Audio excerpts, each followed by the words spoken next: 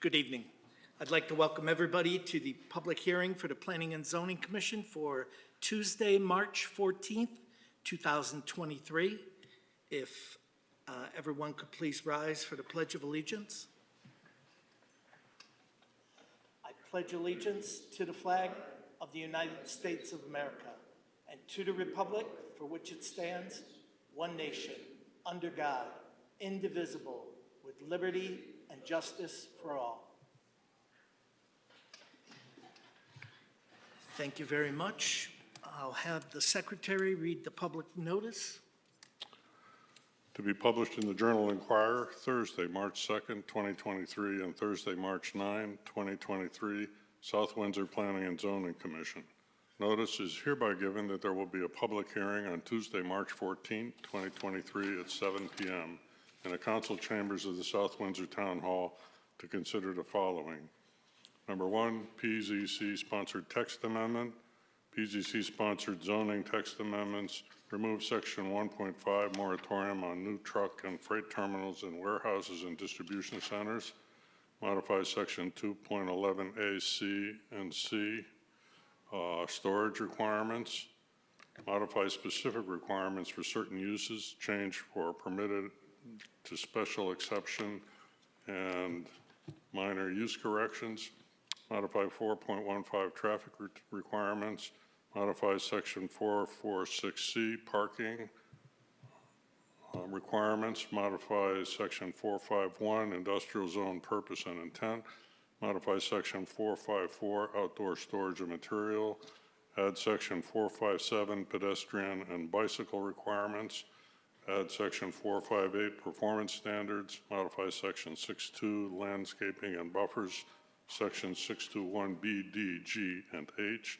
modify 622 maintenance of landscaping and bond requirements, modify section 624A to E to change landscaping standards, buffer sizes, buffer descriptions, and include section F berms, add section 625 screening requirements, establish standards and criteria for types of screening, modify section 6 off-street parking requirements for various uses, modify section 644A and J off-street parking general provisions, modify section 645 design of parking areas A and C, and add section 645K, L, M, and N, modify section 6481A and B off-street loading general provisions, add section 6481, section C and D, modify section 649, modification of minimum parking, modify section 672A, pedestrians design standards, section 6 and 7,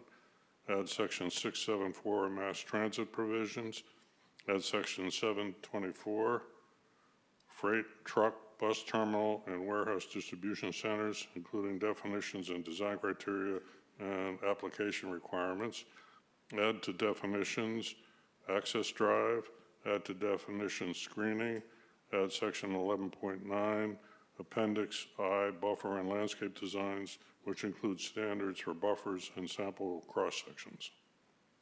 Number two, PZC sponsored zoning text amendment, extend for 4 months section 1.5 moratorium on new truck and freight terminals and warehouses and distribution centers to Article 1, introductions districts.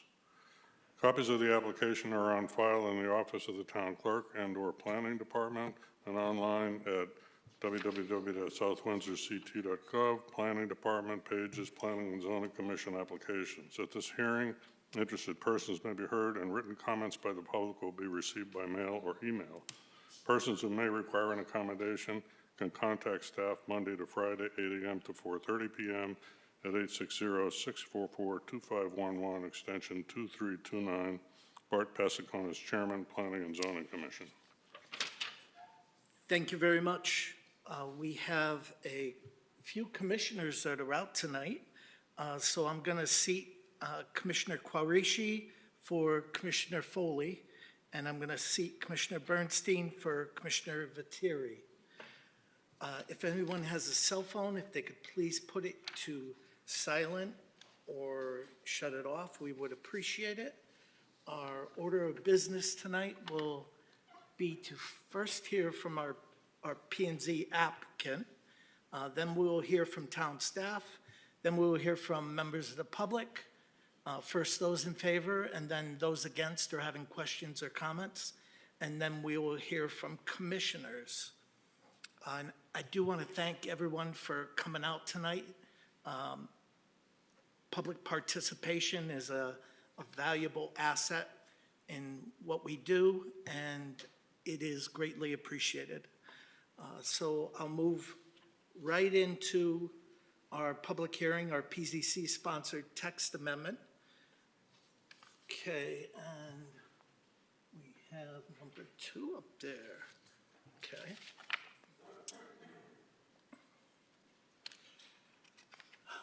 I do want to make everybody aware that these changes, these proposed changes, are on a going forward basis. If an applicant has a previously approved valid approval, then the regulations in time at the time of the approval would prevail. Okay, so we have the moratorium, and the moratorium was initiated and strongly supported by the residents of South Windsor and also the commissioners of the South Windsor Planning and Zoning. This moratorium was started on April 5th, or approved on April 5th, and took effect on April 22nd of 2022.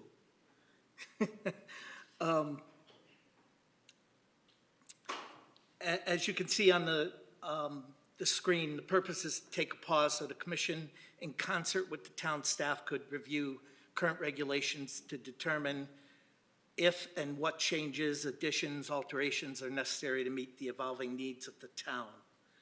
The goal is to more effectively plan and regulate development of large warehouses, type facilities within the industrial and commercial zones, and the PZC Warehouse Subcommittee, established in May of 2022, has been meeting over the past 9 months to review and propose modifications to the regulations.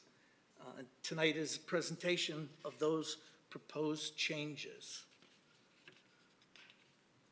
Now,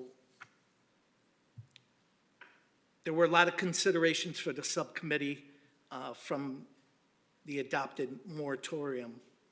Zoning classifications, level of intensity, distance from residential areas and certain types of industrial uses, size of buildings, number of dock doors, type of vehicles, tractor trailers using the facility, impact on traffic, queuing, level of noise, level of pollution, operation, hours of operation, outdoor storage requirements, number of full-time and part-time employees, and compliance with the Plan of Conservation and Development.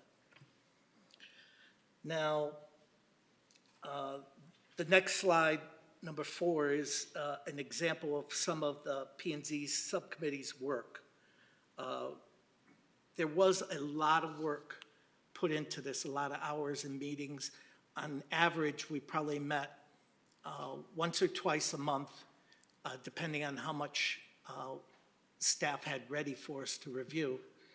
And there were 3 people on the committee: myself, Paul Bernstein, and it was Michael LeBlanc. So a lot of time put in, but the most time, I'll be perfectly honest with you, was town staff, gathering all the material, doing research, not just historic research in the town, but researching other towns to find out what regulations they had, bringing them forward to us, and giving us some good language to review and language that we could tweak. And we owe a great debt to our town planner, Michelle Leip. So the changes in the regulations that address land uses, definitions, which became very clear in past applications that we needed better definitions, and the approval process. Site design, criteria, considerations, such as types of vehicles, what size vehicles, updated traffic study criteria, review and update parking requirements, define criteria for outdoor storage, screening and buffer requirements, increasing buffer plantings and cross-sections, get a better idea of what is actually going in, defining screening and different requirements of different types of outdoor storage.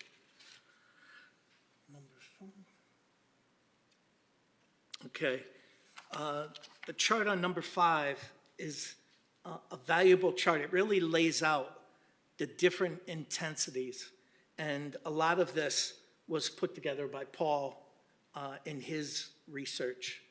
And it talks about, number 1 on your left side is low intensity and the types that can be considered low intensity. Number 2 is low intensity, can just be approved. Well, number 1 was very low. Number 2 was low intensity. And both of those can be approved by site plan only. 3, medium intensity and could require a special exception. And that's where you get into your bigger boxes like the warehouses. And with a special exception, depending on how the commission feels and the impact of the residents, you can have select hours so that it isn't, might not be a 24/7 operation. High intensity, again, special exception, and that gets into distribution centers. And very high intensity, which is freight terminals, last mile delivery facilities, and bus storage. And another important thing that we ran into in past applications is if an applicant/developer cannot identify the specific application for a project, i.e. is it warehouse or truck terminal, then the PZC will assume the highest level of intensity and most erroneous requirements. So page 6, we have types of facilities and definitions for the next 2 slides. And it breaks down the definitions for each type of facility so that we have a clearer understanding. And if a applicant is bringing an application forward, they fit into, hopefully fit.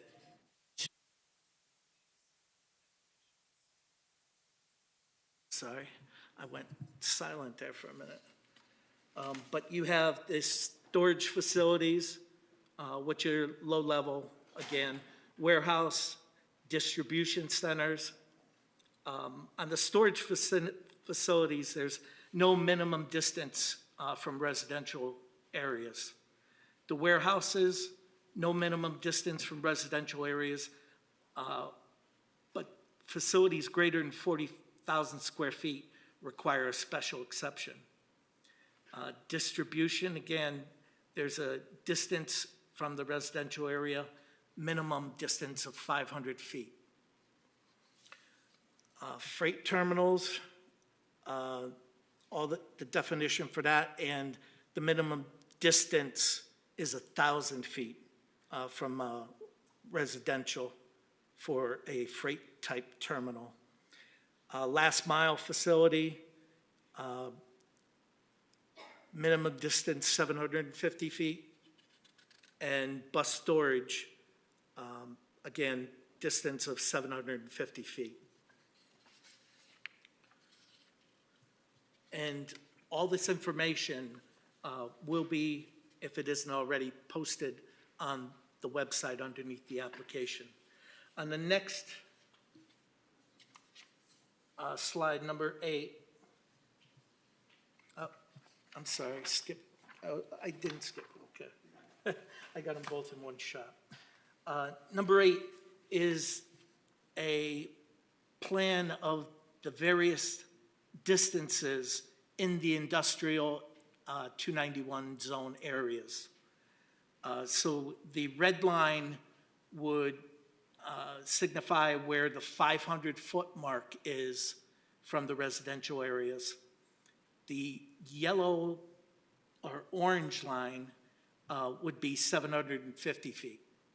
The 1,000-foot mark, we did have a plan talking how big that was, but it really didn't show too much area.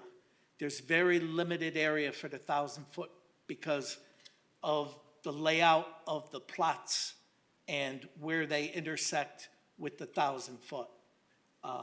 In the north area in the industrial zone, I think there's maybe just 3 sizable lots that could have something that would fit that 1,000-foot area. Okay.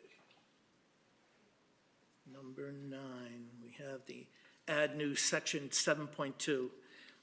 This is just an excerpt of some of the language that we're doing. And it's section 7.24, freight truck warehouse distribution center, add section 7.2. And the provisions talk about at the time of the application, all new facilities shall comply with the separating distances, and anticipated truck routes shall be provided. B, details of the hours of operation for the activities is required. The commission may limit activity-specific hours to reduce impacts on residents. C, signage for directional guidance for vehicles entering and exiting the facility shall be provided on site and include directional guidance to the nearest truck route. 724.3, additional application information.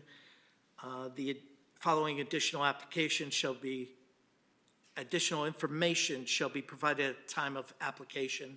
A general floor plan which illustrates the layout of the proposed uses, a narrative detailing such items as number of dock doors, hours operation, proposed uses, level of intensity, i.e. the frequency at which products/materials are moved in and out of the facility. And 3, any operation and outside maintenance plan for the facility, including snow clearing operations, maintenance of detention basins, pavement marking, signage, etc., shall be shown on the plans.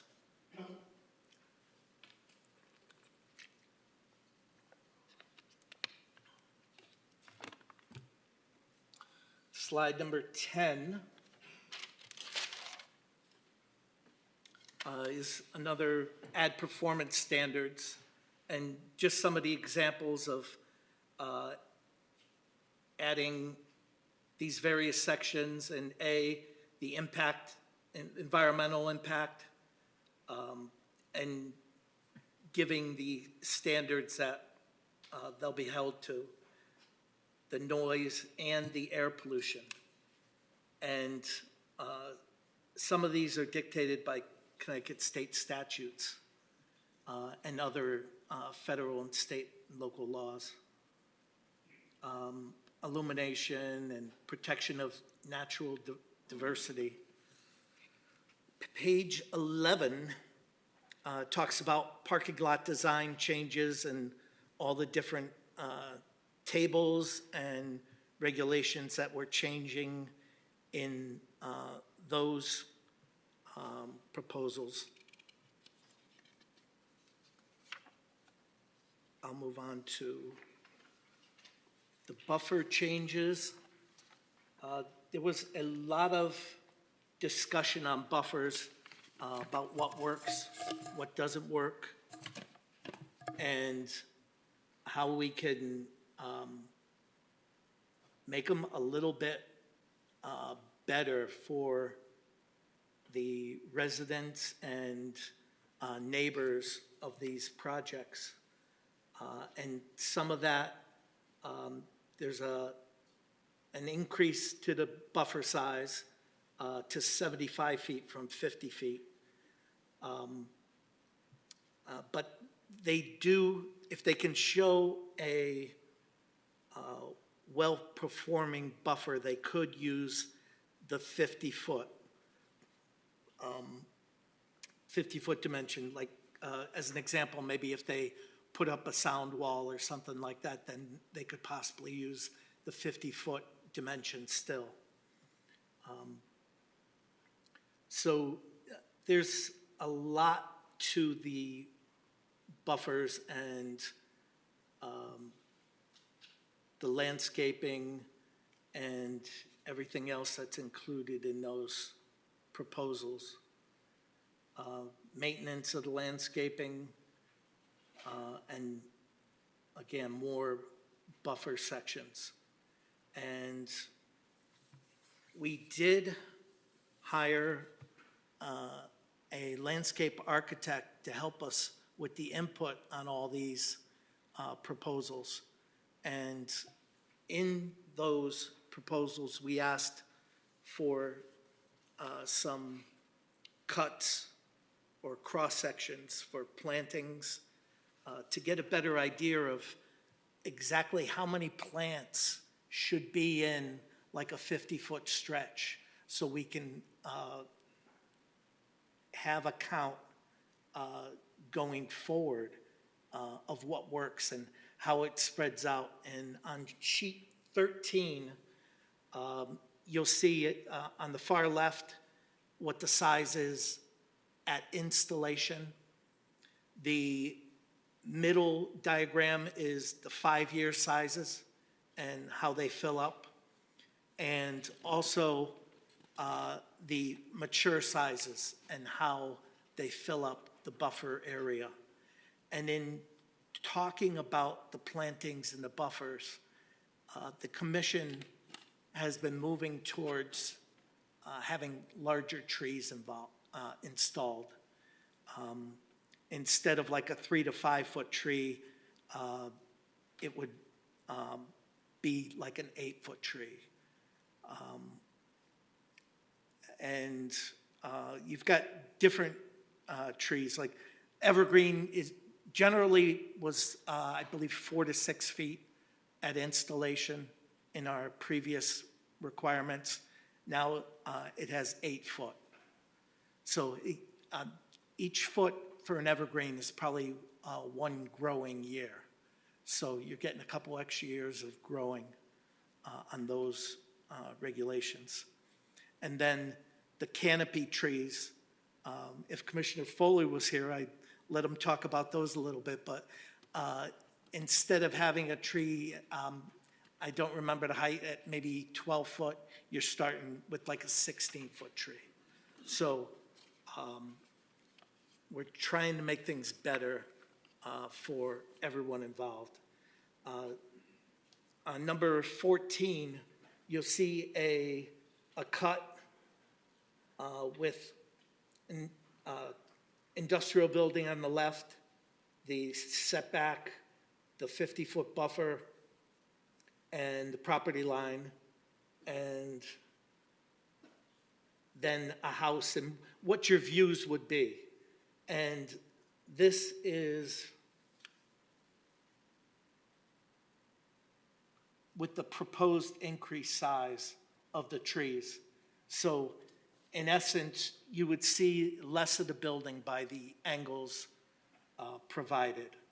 And of course, until a buffer is full, there are holes, but we're trying to make a thicker buffer for these applications.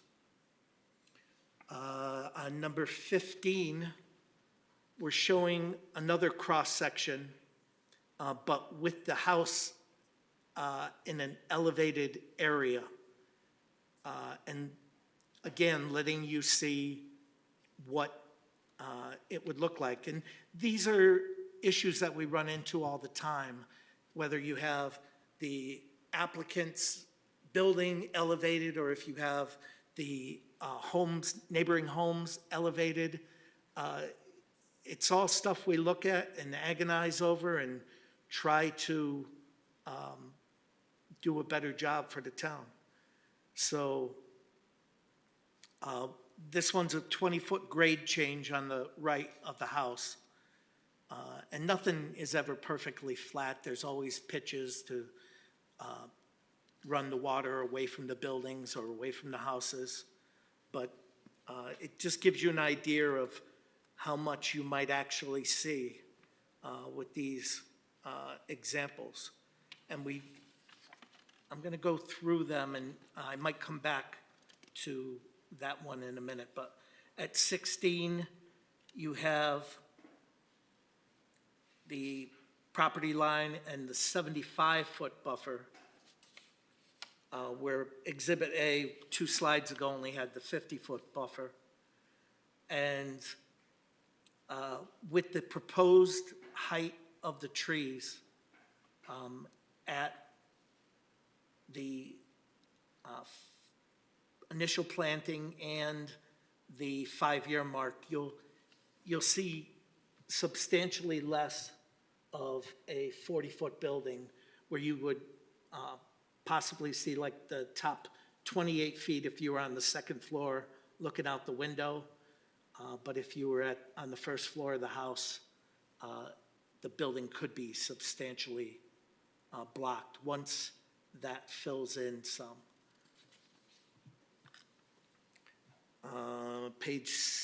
Slide 17, again, we have the proposed 75-foot buffer. You have a berm there, and the berm elevates the plantings a little bit to give you a little bit more coverage.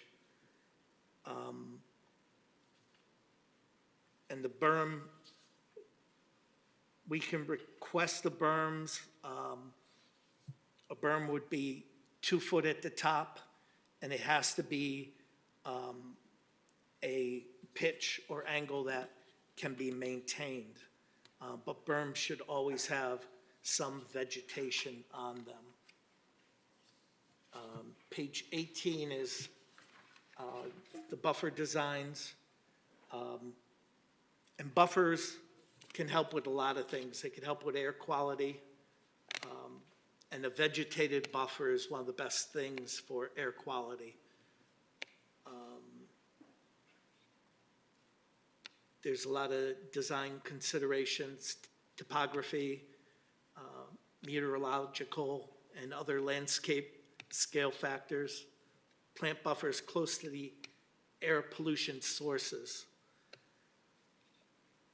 Plant moderately dense buffers for best air pollution removal. Use trees, shrubs, and grasses for multi-layer trapping.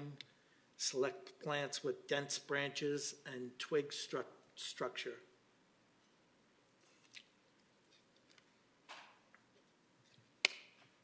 You can plant them to conserve energy, landscaping and shade and wind. And then getting into the noise controls, the buffers can help reduce noises from the roads, driveways, and other on-site sources. There's the following are suggested design principles. Along roadways, you should locate the plants close to the noise source while providing adequate setback for pedestrian access and snow removal. Choose evergreen species, best at providing year-round noise control. Create a dense buffer with trees and shrubs to prevent gaps in the landscaping. Select plants that are tolerant of air pollution and de-icing methods. Consider topography and using existing landforms as noise barriers where possible, and or construct noise barrier walls. Then you got visual screening, and talking about the various types of visual screening. Create a design with dense and multi-layered vegetation, particularly shrubs to screen views, and plant tree type or tree species that have maximum screening values. deciduous plants provide 40% less screening than evergreens after leaves fall. So evergreens or wider deciduous buffer may be necessary for screening year-round. Consider vegetation and viewpoint height in design of the buffer. And then D, crop pollinator habitat. Landscaping plans can provide valuable resources for crop pollinators, including shade, nesting sites, water, nectar, pollen, protection from pesticides. Buffers can be designed to reduce wind and aid in foraging and pollination efficiency. Ideally, buffers should be greater than 1,000 feet from the crops to be most effective. And that is the presentation.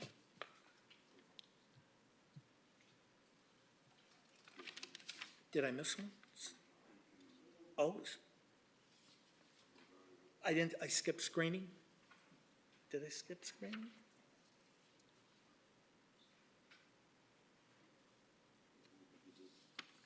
Okay. We'll go over screening. Standards for screening.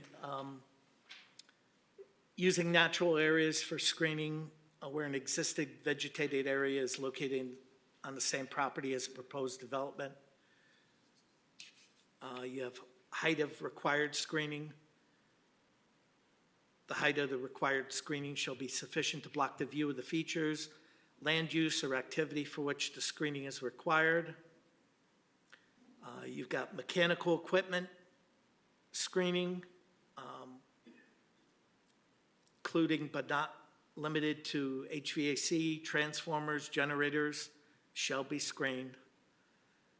Roof-mounted mechanical equipment shall not be visible in any direction from any adjacent properties, roads, and public right-of-ways. And types of screening could be fences, walls, could be chain links, fences with strips composed of wood, plastic, metal, may be used in screening requirements. A combination of 8-foot tall fencing and a 5-foot wide landscape planter may be provided in lieu of solid fencing along the side or rear property lines in areas where the site is not visible to the public to ensure adequate screening and attenuate noise. Anti-graffiti coating or an equivalent measure to prevent graffiti shall be provided for screen walls visible to the public. Okay, and that completes our presentation. And at this time, I'll turn to our town planner, Michelle Light. Anything else? No, I would like to read into the record the report from CROG. We did notify CROG of the amendments, and I do have a memo dated February 17th, 2023, stating the staff of the Regional Planning Commission of the Capital Region Council of Governments has reviewed this zoning referral and finds no apparent conflicts with regional plans and policies or the concerns of neighboring towns. And that would be. Okay, thank you very much. So at this time, I will open it up to the public. Is there anyone who'd like to speak in favor of these text amendments? Please step forward. Hearing and seeing none. Oh, do it? Okay. Please.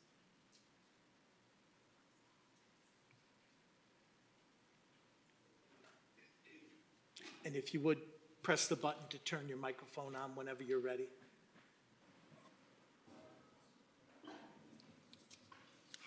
And I'll remind the public, if you come up to speak, if you could please sign in as the gentleman is doing, either before or after you speak. And if you could just introduce yourself and where you live, the commission would appreciate that. Thank you. Rich DeLay, 95 Cody Circle. I'm speaking in for the amendments, but I'm going to give some other feedback too. I first would like to, well, good evening, Commissioners.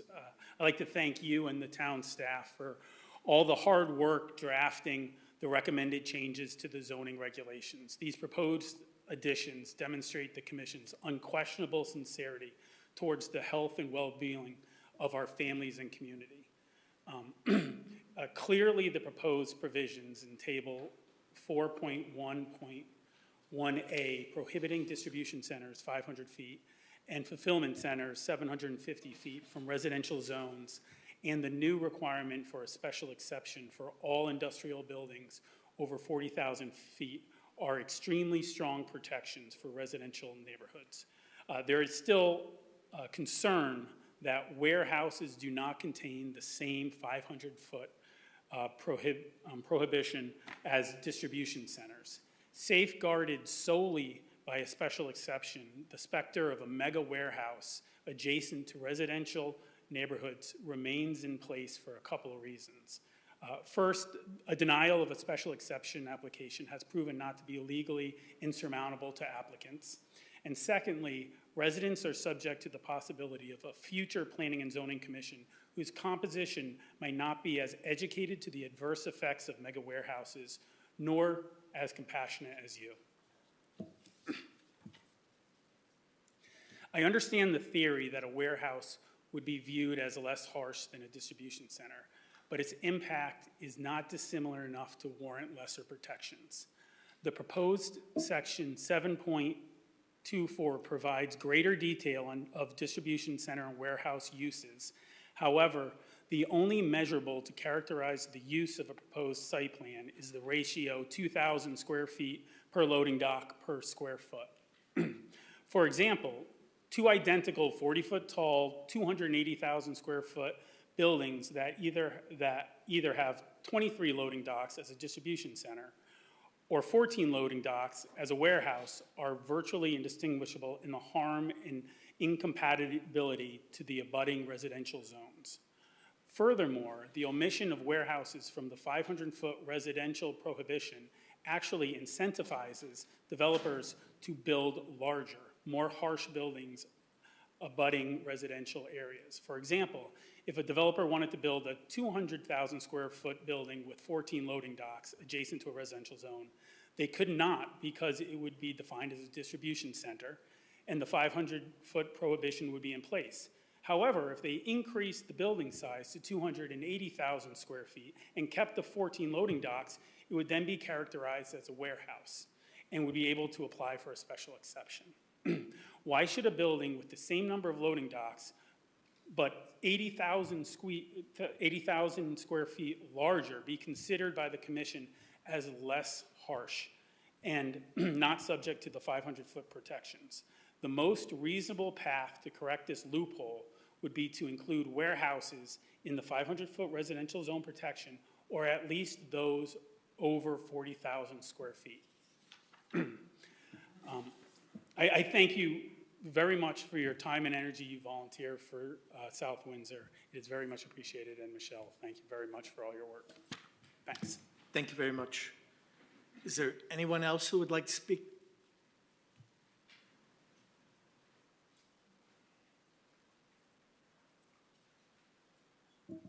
Good evening. Tim Wenzel, 630 Governor's Highway. And as you know, I served on this commission for quite a few years myself. First of all, I think you did a great job. I was impressed by the regulations. I was especially impressed by the last paragraph. I'm sure it's very annoying to you, as it was for me, for having an applicant say, well, we got a client, but we're not going to tell you who it is or what they're going to do with it. So I think that's an excellent thing. I guess the one thing that's bothered me since the very beginning here is planning and zoning typically is very much more concerned with the outside of buildings than the inside of buildings and the things that happen outside of buildings. And to my way of thinking, a truck terminal and a distribution facility, a truck terminal is a distribution facility is a truck terminal. When you come down to it, that there's really no distinction between those in the sense that if a truckload of material comes into a freight facility, some of it's moved to other trucks, some of it may be kept for a while, does the same basic generic function. A distribution facility in which tractor trailers come in, tractor trailers leave, is really doing that same function. The only difference is perhaps in some cases the materials are stored longer, but it's really accomplishing the same task, has the same outward appearance, and I would think it would simplify things to almost consider them the same. I think they're different than a facility who is the last stop. For instance, Home Depot that takes by truck but takes them to the stores. They're not taking them to another warehouse or distribution facility. And I think you perhaps could make it simpler in your definition to really define it as, is this the last stop before it goes to the customer? I think that's really the distinction. I come back to it, the whole thing of, from the outside appearance, a distribution facility and a trucking facility really could look identical. We heard testimony in an earlier application about a trucking terminal is different because it has doors on both sides. To me, that's fluff. You know, it really comes down to if it looks like a duck, acts like a duck, quacks like a duck, it really is a duck. And then I think that perhaps simplifying it so you don't get into this whole thing of what's the difference is simply really consider them to be the same type of facility. Thank you for your time. Okay, thank you very much. Is there anyone else who would like to speak in favor? Mr. Damali?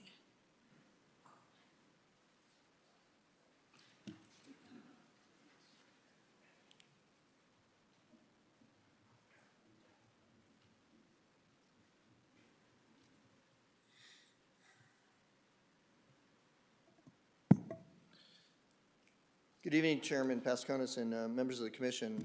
Peter Damali, President and CEO of Design Professionals, offices at 21 Jeffrey Drive in South Windsor, where we do 85% of our business outside of South Windsor, but 15% in South Windsor, so you see us regularly. I'd like to make a few comments. I think the Commission worked very hard, and staff as well. You acknowledged that staff have worked very hard in this, and there are a lot of positive changes. I think by and large they're good. I don't agree with all of them, but I'd like to make some comments with respect to these, to bring to your attention where there might be some improvements you might want to consider to these particular regulations. First thing is on what I have page 1, which is section 2.16 at the bottom, which is the first page on the final draft dated 2/3/23. You indicate that in there you want to screen solar panels. If you look next door at Wapping Community Church, a couple of the roof sections have solar panels on them. Do you want those screened from the streets so we can't put them on buildings? What are you trying to achieve here? This commission has been very supportive of energy efficient, getting away from fossil fuels, that type of thing, getting more, you know, what you've been doing for EVs and other things. But if you want to reduce the amount of solar installations in this town, just require all solar that's roof mounted, for example, be screened, and you're going to be very effective at reducing the amount of solar on rooftops. So I think you need to think about that as a unique situation. You know, some of them are flat, like at Wapping Community Church, and others are just mounted on top, like you might see in a field. So the question is, do you want those to be required to be screened? And if so, that adds additional cost to it, and it may affect the bottom line, and fewer people may end up doing it for businesses and the like. So I just think you should take a look at that, hard look at that, because I think it's been the intent of this commission to encourage solar and other clean energy facilities. So please take a look at that.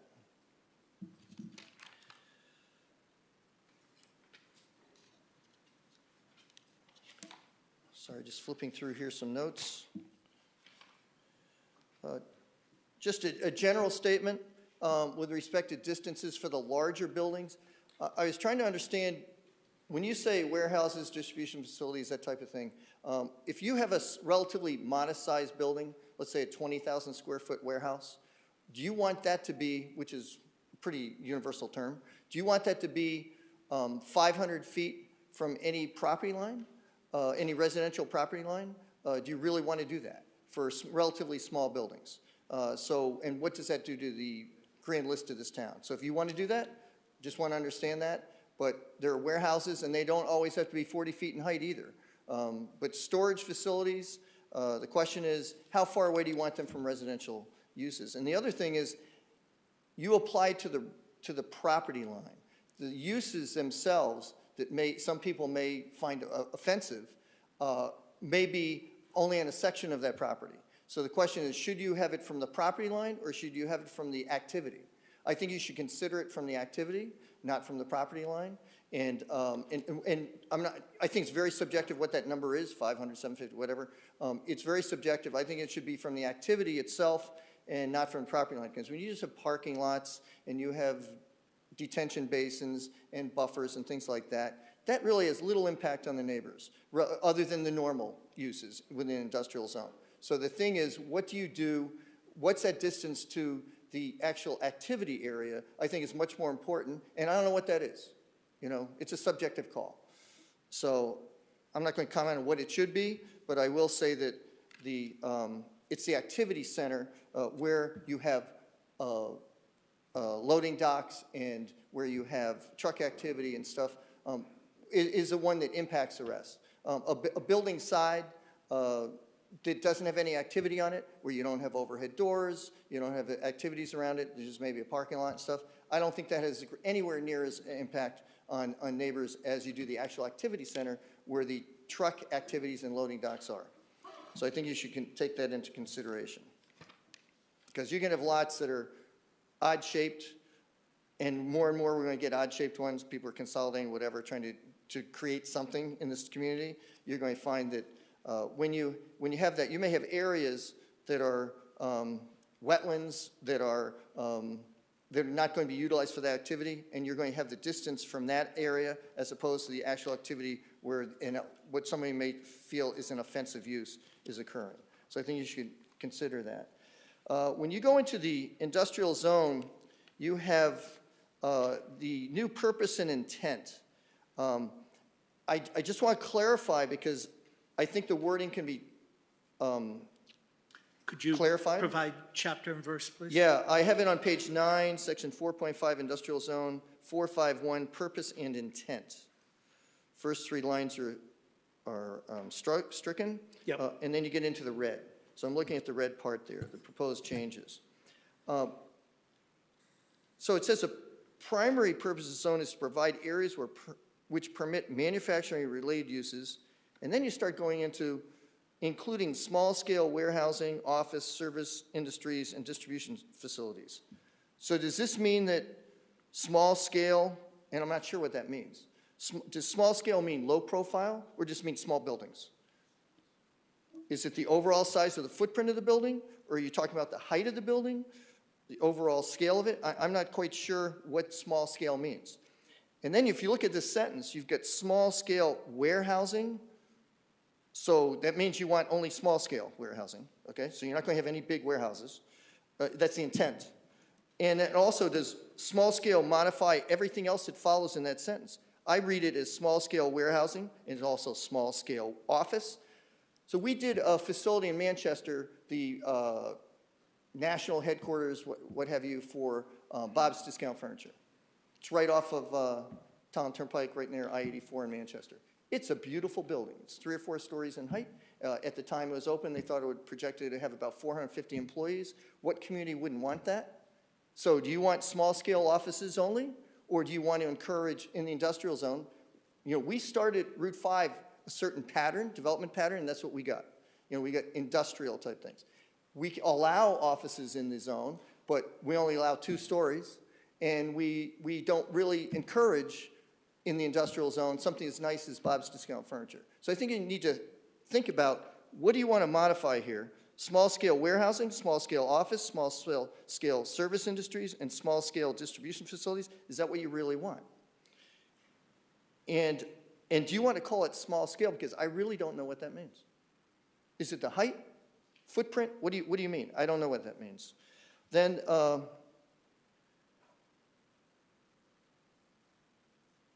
so, and everything would be, I would imagine, be small other than manufacturing, I guess, the way it's worded. So I think you should revisit that.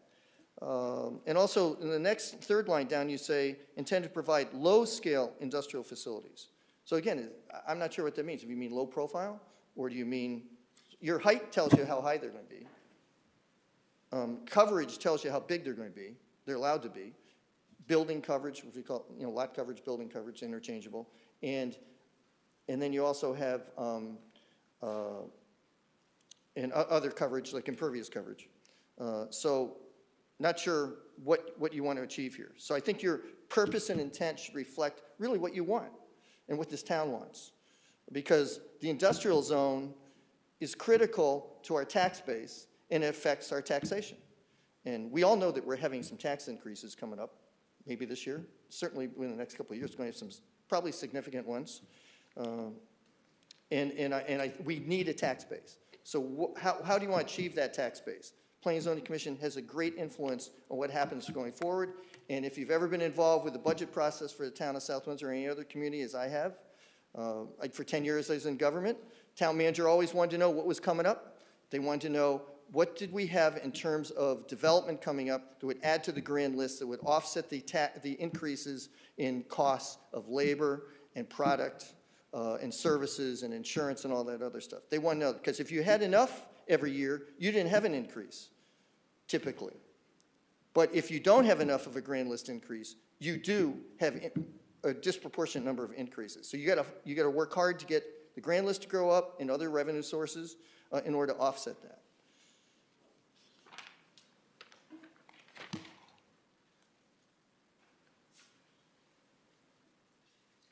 One thing with respect to storage, outdoor storage, you say, Page in, sorry, page 10 at the top, 454, section 454, outdoor storage and material. on which number, page?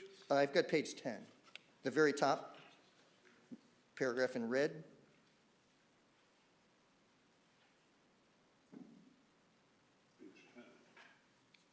You say that outdoor storage shall be confined to the rear and side yards only.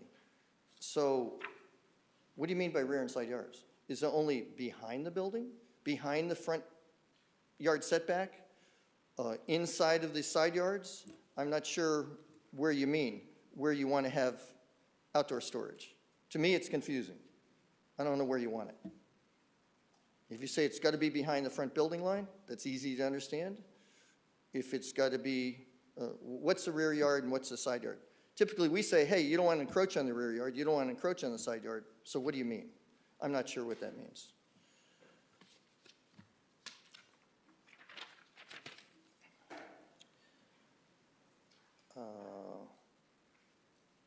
You have in here, yeah, I'm on page 12 regarding landscaping and buffers.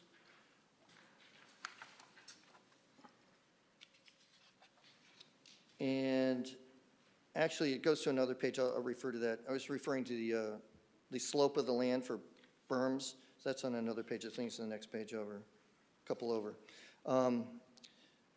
Just one thing, fencing around every pond that we create. New England's full of Long Island Sound, the ocean, Connecticut River, the Podunk River. We don't fence those in.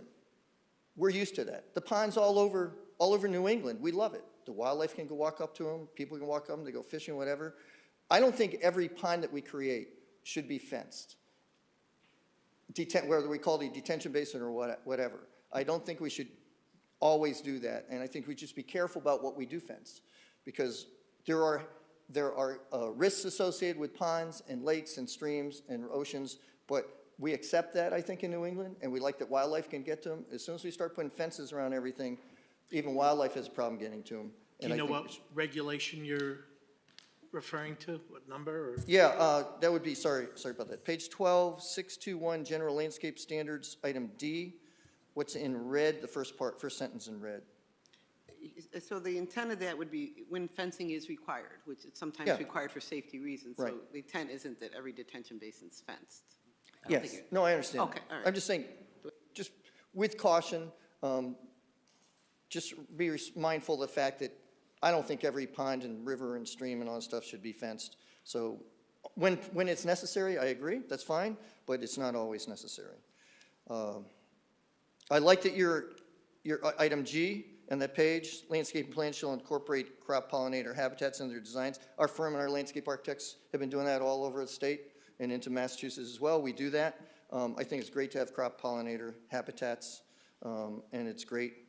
And we do that every time we do a landscape design. On 623, obstruction by landscaping, that red sentence, that's the top of page 13. I think you might want to change the sight lines to SIGHT instead of SITE. I'd make that mistake too.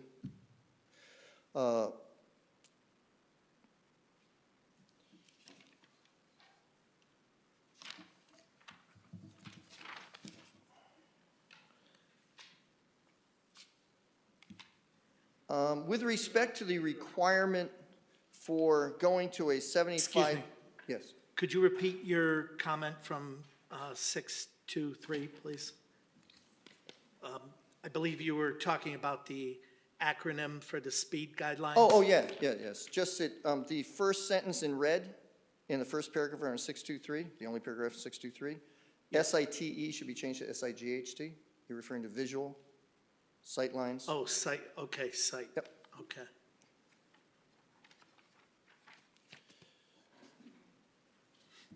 With respect to, I actually have some handouts. With respect to the requirement that every parcel have a 75 feet buffer against residential, I think you should consider that there are many parcels that this commission, subdivision properties and site plans, that this commission has already approved a buffer. And examples are, for example, when you approved Nutmeg Village, which the residential portion of that was developed as South Windsor Woods, you approved 6 building lots, industrial building lots, on the south side of South Satellite Road. They're only 250 feet in depth. That's not very big. There's a 25-foot buffer on the residential side, South Windsor Woods side. And then there's also a 50-foot buffer for these lots. So the 250-foot lot already goes down to 200 feet. And then there's a 25-foot rear yard, so you can't put a building for 75 feet. If we go to a 75-foot buffer there, you further reduce these shallow lots. They're now it's 100 feet before you can put a building. So you only have 150 feet to work with.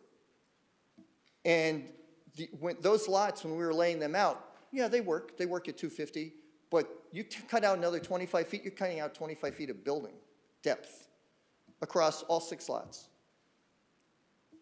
They were, Arnold Greenberg retained ownership of them, and they were sold at least once to the Dyke family, owns Dyko. And they have sold 1 lot, and then the town resolved an outstanding parking issue there for one of the laundry places there. So that was taken, but there's still 5 lots left. So I think what you should do to be fair to these lot owners is to retain the 50 feet that you approved for those lots. It's on file, it's a subdivision. It says 50-foot buffer. I think you should retain that. Because when you start going beyond that on those lots that are not that deep, I think you have a problem. And I also think there are other parcels that you've approved. For example, even that building at the end of South Satellite Road, the Dyko Industries building, they acquired these lots in part, I'm sure, because they wanted to have the potential to expand their building. Under the regulations when they bought it, it was a 50-foot buffer and a 25-foot rear yard. There's an established buffer, I believe Michelle can confirm that, along the back of that and also along the lots on the north side of South Satellite Road. They have a 50-foot established buffer approved by this commission. If you change that to 75 feet, they cannot expand their building to the south, and they can't also go into the lot 6 that they acquired for future expansion and growth of this manufacturing enterprises, which is an important part of a fabric part of our industrial base. So I think you're going to think about that. If you this commission has already established a buffer through subdivision or site plan processes, that you retain that 50-foot buffer. I'm not saying it should be less than 50. You should retain that, because otherwise you will dramatically affect the value of those lots, some of which are being actively marketed today, and some which were recently acquired. You're starting to impact the value of those lots and what they can do with them. It's one thing to have a raw piece of land that was never subdivided and hasn't gone through this commission. But if you've already established it, those people bought the land understanding what they can do with it, and all of a sudden you're going to reduce what they can do with it if you've already taken action on it. I think you should consider that in those cases where you've already established a buffer. It's on the land records, and you can respect and retain their rights to develop the property within reason.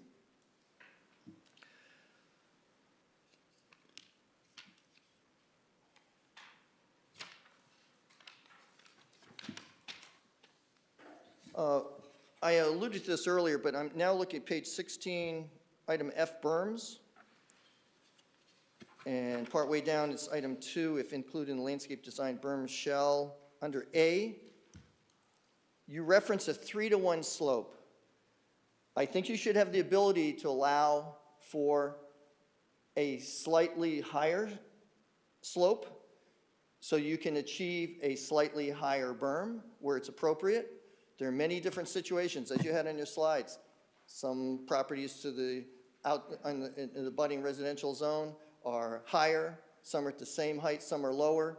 There's other considerations, existing vegetation, other factors, what's going to happen on the site itself. I think you should have the ability to go over a 3-to-1 slope. 3-to-1 slope's easily walked. 2-to-1's a little bit tough, but you might want to do something in between if you want to get another foot or two. So if you have a 3-to-1 slope and you have a 50-foot buffer, and typically the berm is in the middle, if you do that, if you did an 8-foot high berm, if you go 3-to-1 slope, so to the middle, you basically,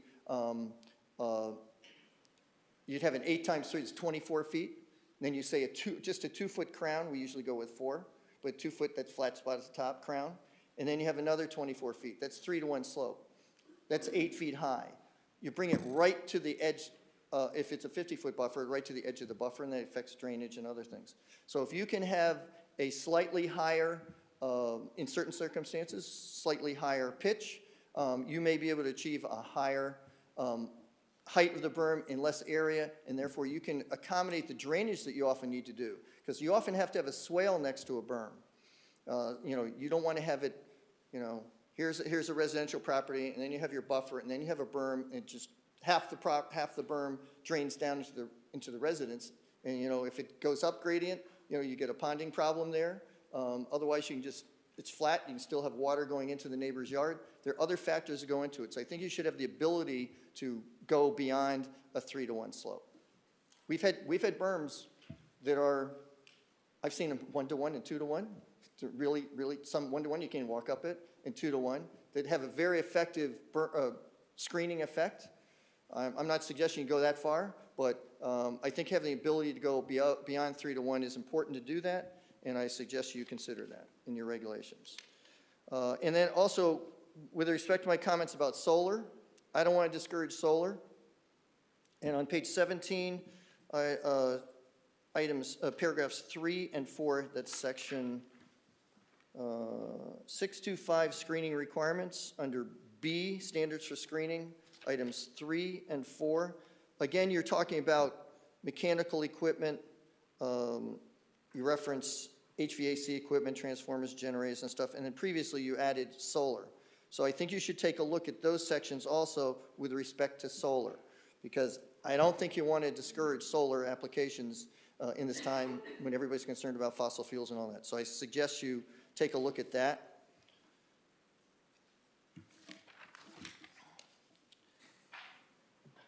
I think under where you say manufacturing, I think you're missing a plus in there. Excuse me, page 18, halfway down, section 6, off-street parking. You have manufacturing. In red, you say 1 space per 700 square feet, and then a colon, semicolon, and then you go 1 space per employee based on a large shift, plus 50% for a shift change. I think you're trying to say plus 1 space per employee based on larger shift, plus 50% for a shift change. And that's the intent? Okay, so I think you should add plus in there. And also, I think you should take a look at this and also what you have for warehouses and some of the other uses and see what we're actually experiencing here and what the needs for parking. I hate to have to, build a lot of parking we don't need. I think you should take a look at that. Maybe you have reserve parking or whatever, but I don't think it should be excessive amounts of parking for a wide variety of factors.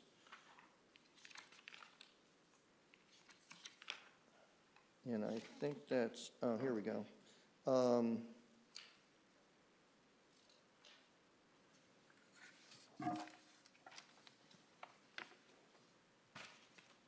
And I find your definitions, based on what's happening nationwide and in Connecticut, your definitions for warehousing and freight terminals and distribution centers,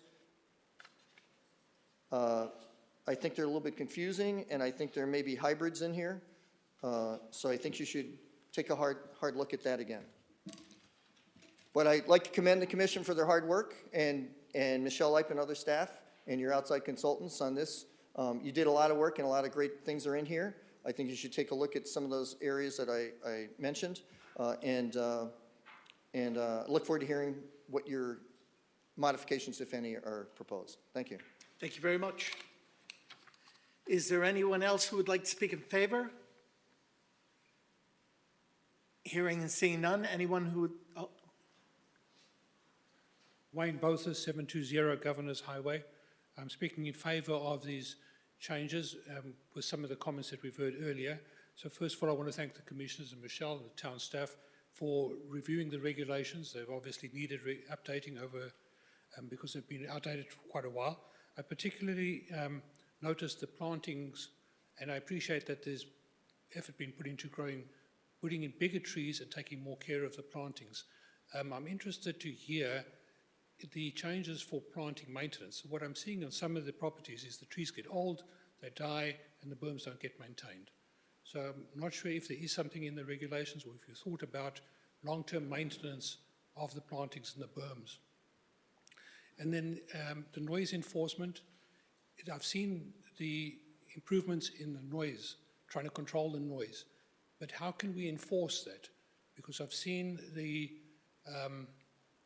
often get the impression that plans are brought to the commission, approved, but there's no way to enforce the noise. So if somebody says we won't have tractor trailers and they do have tractor trailers, you know, what enforcement do we have? What teeth do we have to come back to the applicant and address that?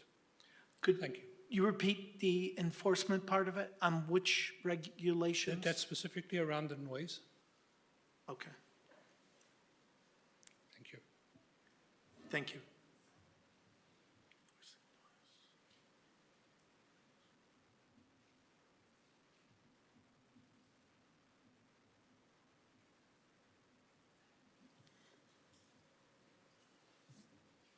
Is there anyone else who would like to speak in favor?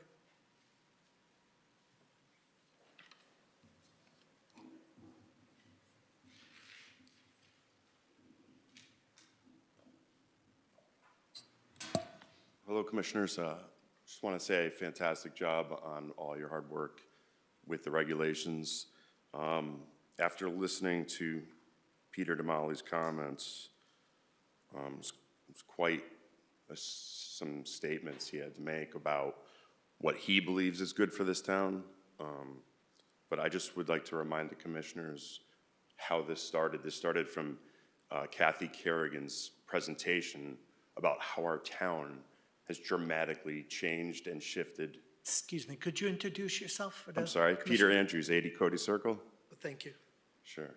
So this journey, we've been doing this for, it feels about 3 years now when I first came up here. And I applaud all of your commitment to trying to make these changes, to rewriting the rules to make this town better. That's how this all started. And with our issue in our neighborhood, and then that progressed to Kathy Kerrigan's presentation, which was mind-blowing, really, how this town has shifted. And so I would just like to remind the committee why the moratorium was put in place to begin with. And sometimes doing the right thing isn't always easy. Sometimes it's hard to do the right thing. And profits and bottom lines, if no one wants to live here because these neighborhoods become polluted with industrialism, then it's really not going to matter 20 or 30 years from now. So I really would like to retort what Peter Damali had to offer all of you, and that's for you guys to determine, what's right, what needs to be rewritten, and how it needs to be worded, et cetera. But this is the town of South Windsor for the people. It's not the town of South Windsor for industrial complexes and building. And I don't know. I just feel like I needed to say that because I felt like you did a tremendous job, and I was a little blown away how all the changes he's already trying to make to the rules that you have the right to rewrite and to make for this town. So thanks again. Appreciate it. Okay, thank you very much. Is there anyone else who would like to speak in favor? Hearing and seeing none, is there anyone who would like to speak against or have questions or concerns? Please step forward.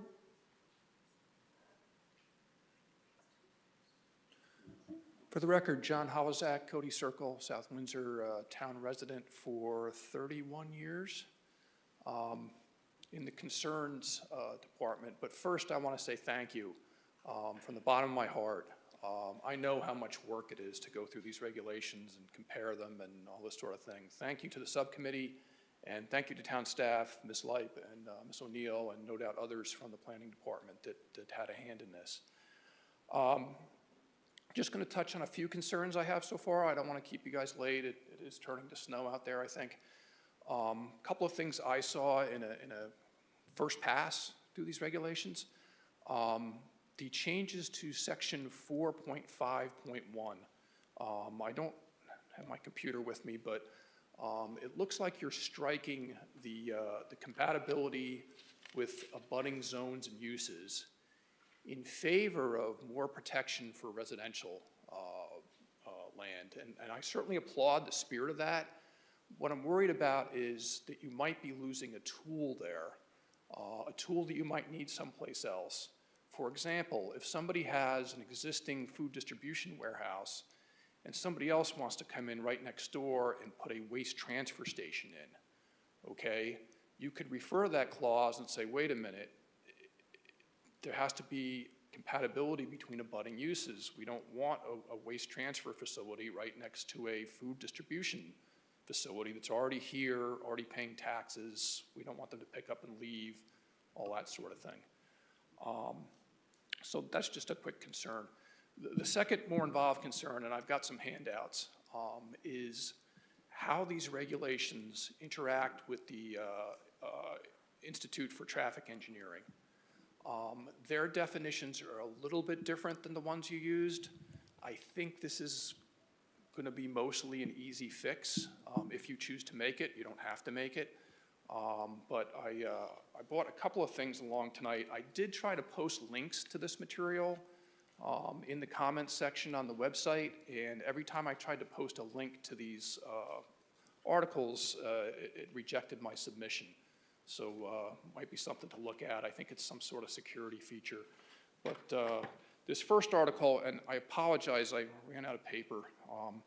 But for the record, the article's called Local Codes Need to Become More Specific to Address a Variety of Warehouse Uses.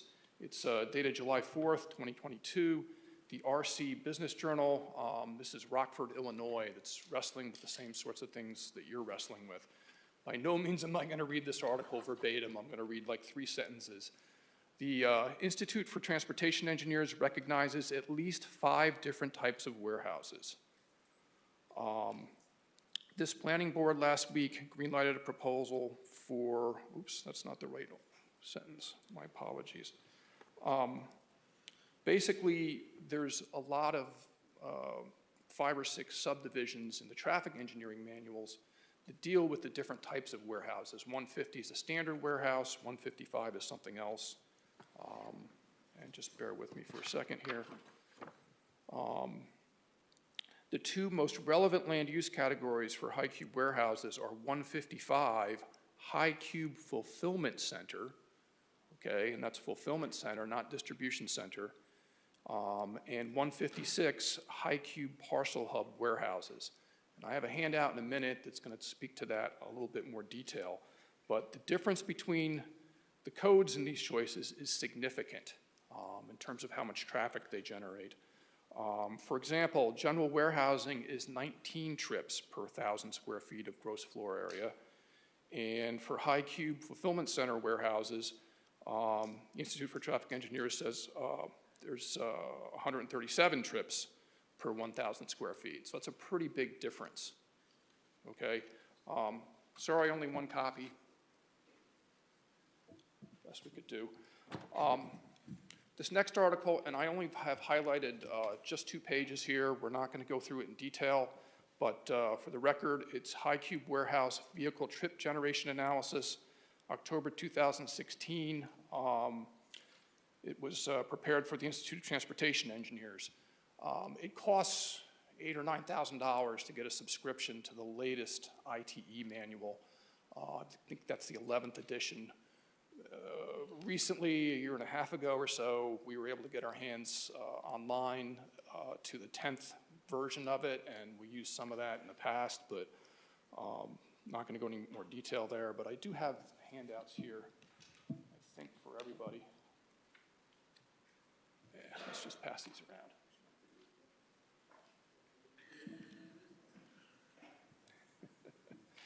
So this article is sort of the best glimpse you can get into ITE's thinking and how they came up with the 11th edition, at least from what I've been able to find from research. If you just flip this handout onto the back, you'll see 2 stars. Parcel Hub High Cube warehouses and Fulfillment Center High Cube warehouses, these are the high impact versions of the warehouses that we need to be concerned about.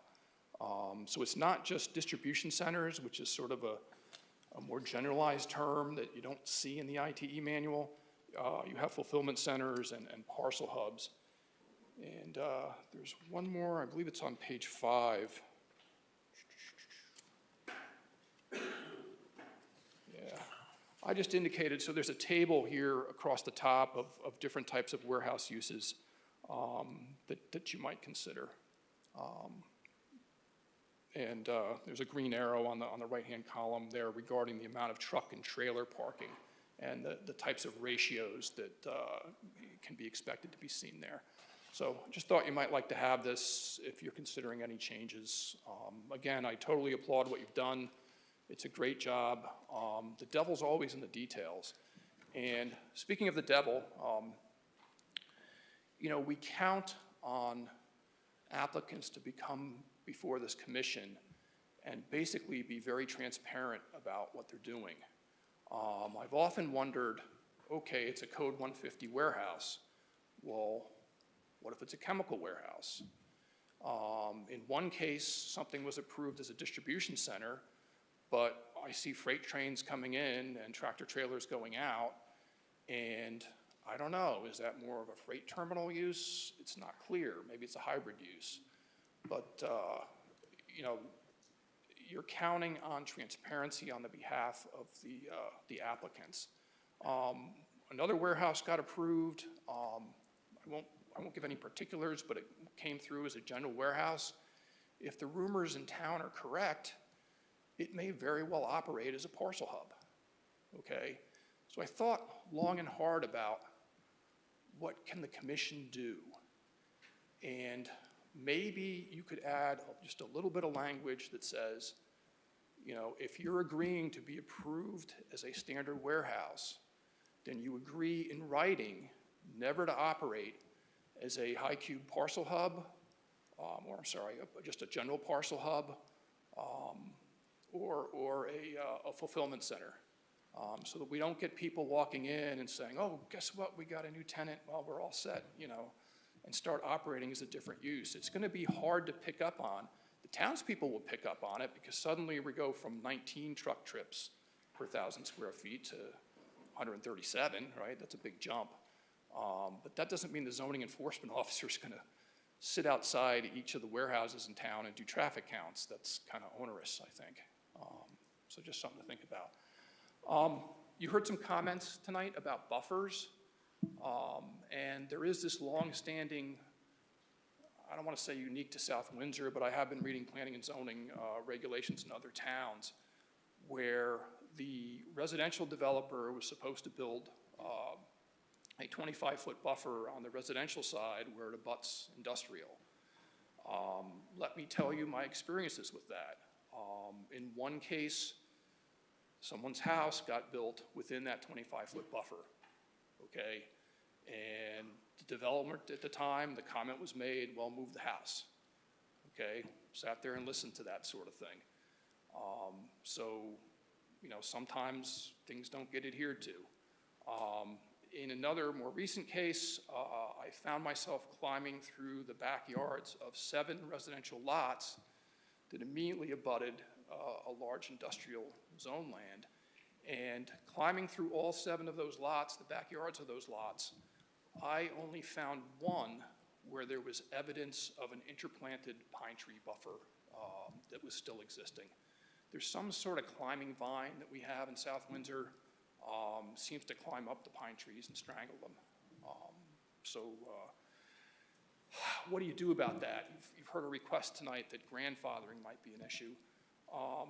I think if you do grandfather, you might want to consider if the buffer no longer exists on the residential side, or if it's come into disrepair, it was planted in poor soil, you know, whatever happened, right?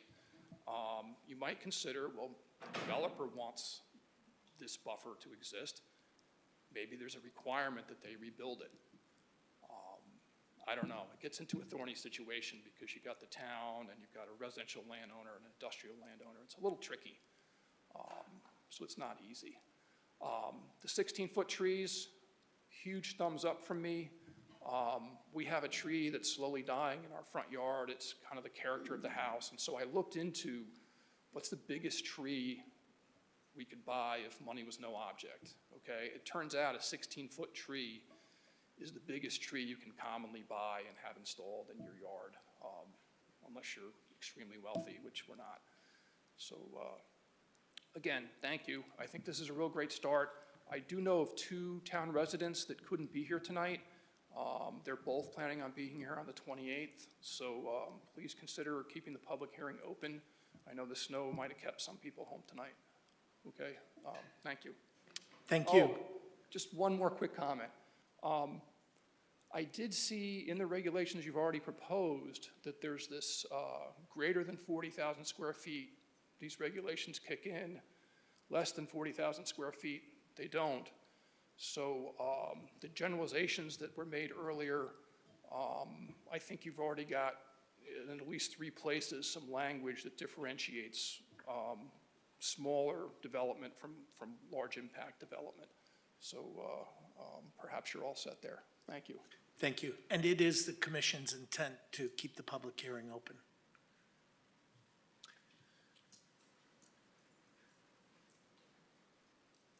Hello, my name is Mark Duclos. I'm with, actually I was a resident of Bloomfield. I'm a former resident of South Windsor for about, I think probably about 50 years of my life. I moved out of town about 10 years ago.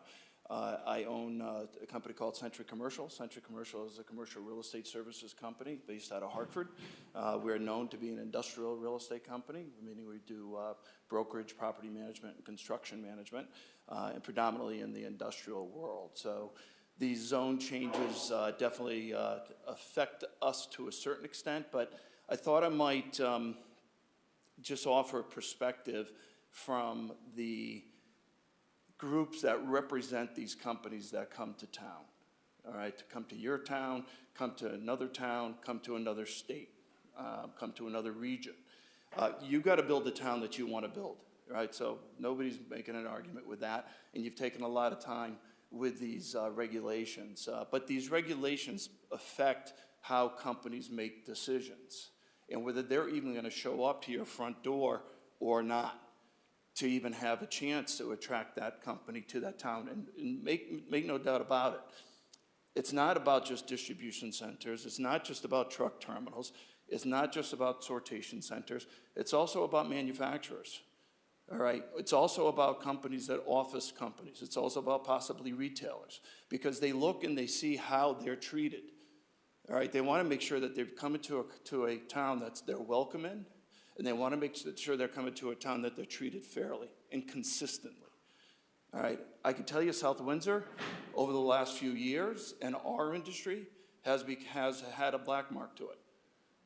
We have companies that won't come to South Windsor, and you're not alone. There's other towns that are out there. And yes, we represent companies that fall in your wheelhouse that you're worried about, right? We actually represented Aldi when they came to town here how many years ago, all right? And that's carried through. We represent Amazon. We don't represent them any longer, but we represent them up to the last couple of years. So those big facilities that you're talking about that nobody likes in town, and I get it, that's fine. But those companies, let me just clarify one thing. So we represent somebody, Amazon, represent XPO, all right? These are large distribution companies. DHL, we represent DHL in the state of Connecticut. Not all these companies are running distribution centers. Not all of them are running logistics centers. Some of those are doing manufacturing. XPO runs a 500,000 square foot facility down in North Haven, which is actually a manufacturing center. They're just an outsource for Sikorsky. So what you think might be going in that building is actually not going on in that building. That's actually a manufacturer in that building. And those are companies that are really attracted to these towns because one of the considerations that they look at is cost. Right, when we bring in somebody in, they look at cost, and your tax base is included in that cost. Because a lot of these companies are actually leasing these buildings. They're not owning these buildings, they're leasing them. And if they do own them, they turn around and they actually sell them pretty quickly. And they look at your tax base. And the higher your tax base, the more their value gets eroded.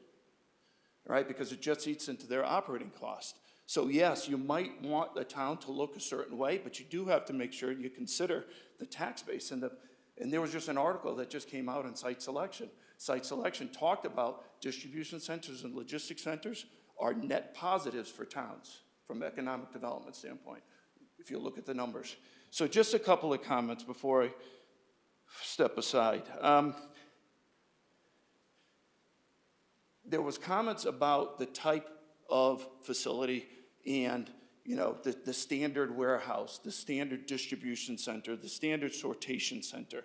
There is no standard, right? We do work out throughout the country. I actually was the president of our global organization. So I got one around the world, in the distribution world, in the manufacturing world. Everybody said, well, the distribution center is this big. Well, it's this narrow, it's this deep, and everybody would always argue that point. And even if we got that down and we understood what that was, that's all gonna change anyway. When I started representing Amazon 7, 8 years ago, right, they had distribution centers and they had sortation centers. Those both have changed. And if we want also, by the way, because now they run big sortation centers, little sortation centers, last mile facilities, big distribution centers. They have 3 different variations of their distribution centers. So all those standards are changing. So whatever you do for regulations, recognize, 1, that the standards change. 2, that what's going on in that building might not be, that could be, we have manufacturers that are big, high bay manufacturing warehouses. If you looked at them from the outside, you would think distribution center. Eppendorf, we put Eppendorf in 250,000 square feet up in Enfield, Connecticut, just recently. Big, high bay distribution building. They're not distributing in there, they're manufacturing in there. SCA Pharmaceuticals out in Windsor, company that we moved from Arkansas into Windsor, 150,000 square foot compounding facility, pharma. I don't know how many jobs are running out of there, but there's a bunch. And if you look at the building, those buildings are all the buildings that you're talking about preventing from coming to the town. So you're not just chasing you're not just chasing distribution, you're not just chasing distribution centers, warehouses, truck terminals. By the way, definition of a truck terminal, there is no definition, but they are different than the other ones we're talking about. The average truck terminal goes anywhere between, well, actually, the range of a truck terminal typically goes from 15,000 square feet to 100,000 square feet. 100,000 square foot truck terminal is a huge truck terminal. Most truck terminals, which are just in and out, cross dock, are 15,000, 30,000 square feet. They're a hot commodity throughout the country. That's generally what they're known as. So again, your definitions, the definitions change, and they change by the day. My only other comment that I would say, to Peter Damali's point, and I know it got beat up a little bit, we don't value real estate with land. We don't value land by the acre. Everybody always says, what did it sell per acre? You go, you know what, we don't care what it sold per acre.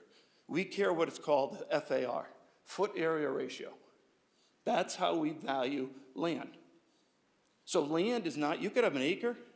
If you can only build 5,000 square feet on that acre is not anywhere near worth what possibly the next town over on an acre you can build 10,000 square feet. In theory, that is worth twice as much as it is here in the town of South Windsor. So the more you have setbacks, to Peter's point, the less the foot area ratio, which means the less the value. The less the value to your residents. Your residents are going to be saying, I thought I owned a great piece of land.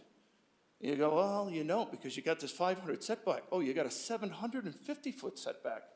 You can't build as much on it. So therefore, your value went down. That's not only to your residents, but it's also to you, because your tax base is going to go down. The value of that land goes down. The sale price goes down. Your taxes go down. Less of a building goes up. Less tax revenues, less jobs. Appreciate you letting me talk. Thank you very much. Did you sign in, Mark? Oh, happy to. Thank you. Is there anyone else who would like to ask questions, has concerns? Please step forward.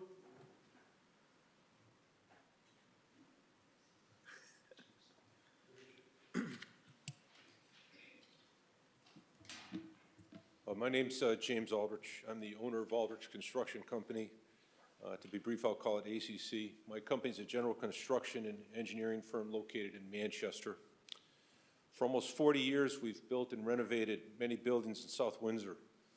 Some of our customers have been Able Tool, Cousin Automotive, International Fuel Cells, Total Fitness, New Way Tobacco, Herman Schmidt Company, Oxford Performance Materials, Plasma Technologies, Grillo Dental, O&W Heat Treat, the owners of Constitution, and many other firms. All my customers, according to your chart, are what you call Intensity 1 and Intensity 2 users. They're smaller enterprises. I do not build any of these mega warehouses.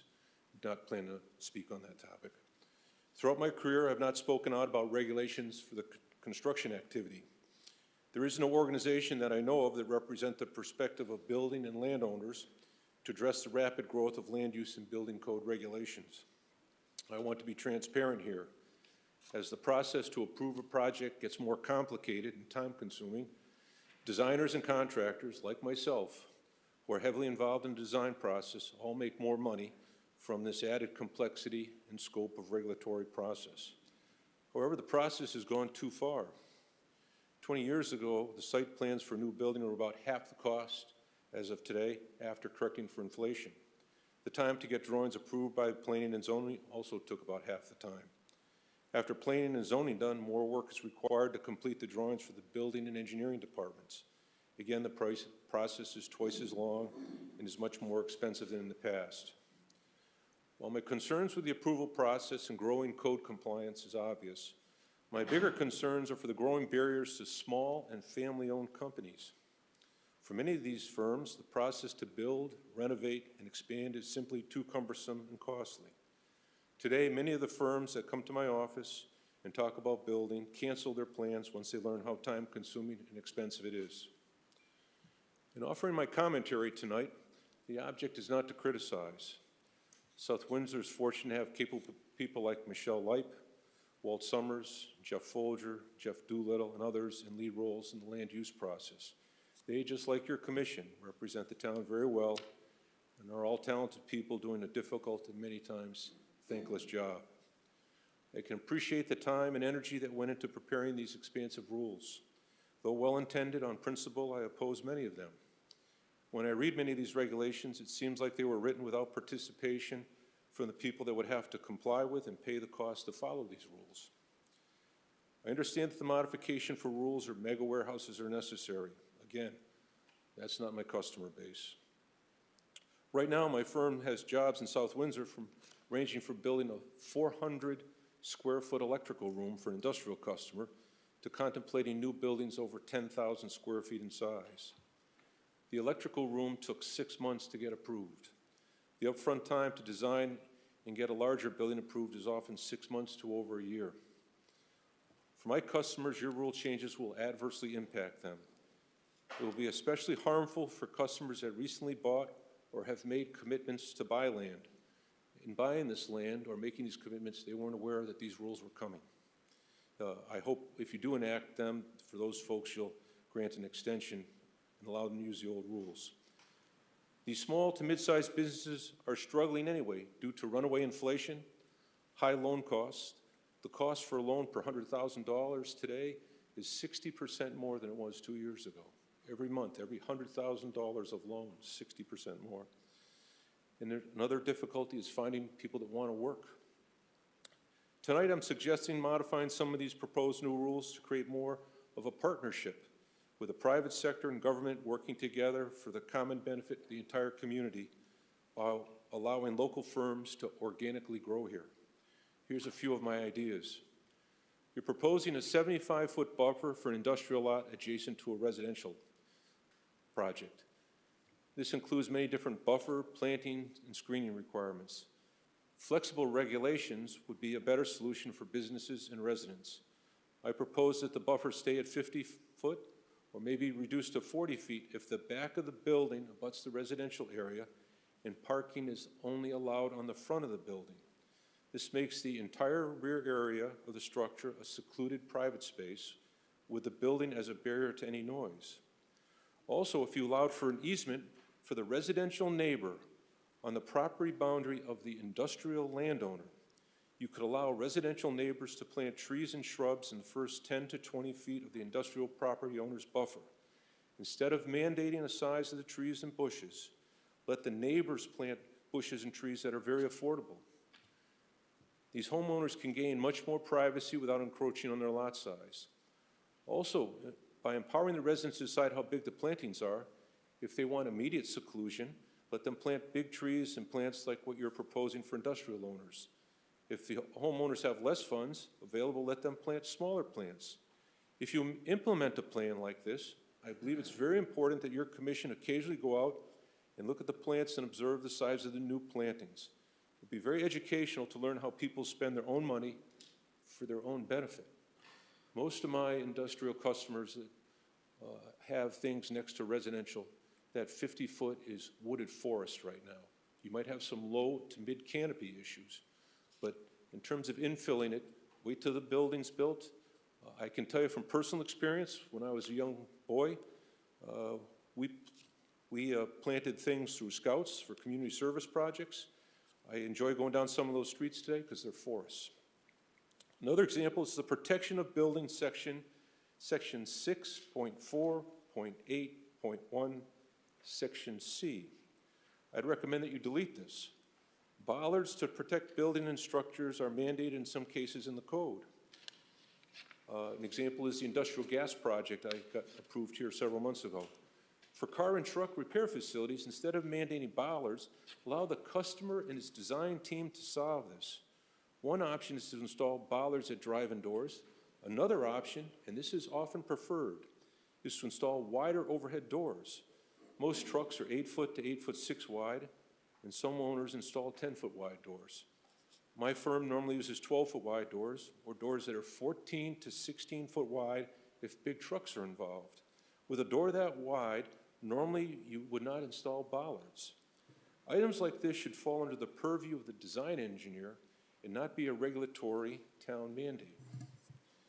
Landscaping 10% inside a parking lot is another example. That's been a rule in your town for quite a while. This is a great idea for shopping plazas and big parcels, but go over to 310 Nutmeg Road South to see a flex space parking lot built over 30 years ago that has 10% internal landscaping. It has not worked out well for that owner since it clutters up the drive lanes at locations where you want maximum visibility and room to maneuver. A better investment would be to landscape at the sight lines at the outer perimeter. Again, an improved solution requires flexibility to the rules. I also support allowing storage to be built in the industrial zone. One of my customers wants to build a flex facility that has some large 20-foot by 50-foot deep storage bays to store boats, RVs, and collector cars in an industrial zone. It is a low-impact use. There's little traffic at the site. This type of storage is a new kind of use, not commonly built. It's really a new technology. It is not the small 10 to 30 or smaller homeowner storage bays frequently built. More and more local governments don't want business vehicles, RVs, and boats stored in residential neighborhoods. They also want to encourage many growing home-based businesses, like contractors, to move to industrial parcels. Combining all these uses and allowing this type of flex and storage space should be allowed use in an industrial zone. It is a solution to a problem many leaders in planning communities seek. It is the great first step for business to grow from home-based to industrial-based location. Also allows for a safe place to store collector cars, RVs, and boats. Please consider adding this type of small-scale storage and flex space for local businesses as an approved use in the industrial zone.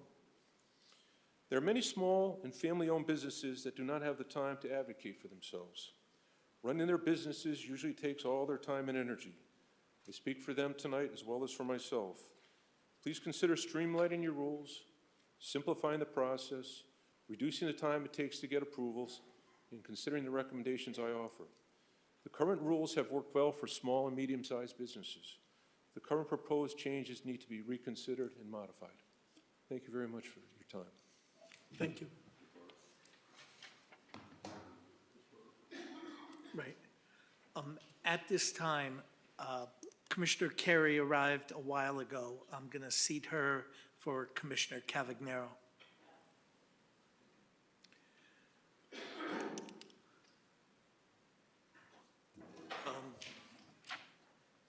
We have a letter that was submitted from Trio Investment Properties, LLC.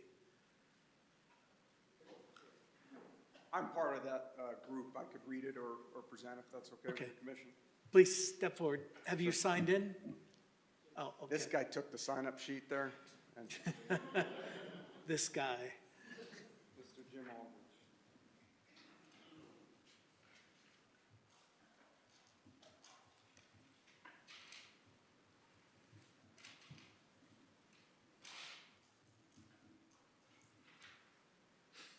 Good evening. My name is Dan Rosso, resident here in South Windsor. In the real estate business, we have several projects in town that I think we've worked favorably with the commission, and I appreciate all of your efforts. Certainly, it's a probably tireless and sometimes thankless job as a resident and a property owner. I do thank you and appreciate it. Special thanks to Michelle, who's always there to answer so many questions we have on different things to navigate through some of the complexities. I'll read the letter that was just discussed. In August of 2022, one of our company's Trio Investment Properties purchased Industrial Lot 8 at Constitution Landing, 75 Connecticut Avenue. The goal is to develop this lot for a mixed-use application for small and growing businesses. We also were hoping to build some cold storage, similar to what Jim Aldrich had just referenced. He is working on this project with us. To build some cold storage buildings for boats, RVs, car enthusiasts, document storage, sometimes equipment storage, and other uses.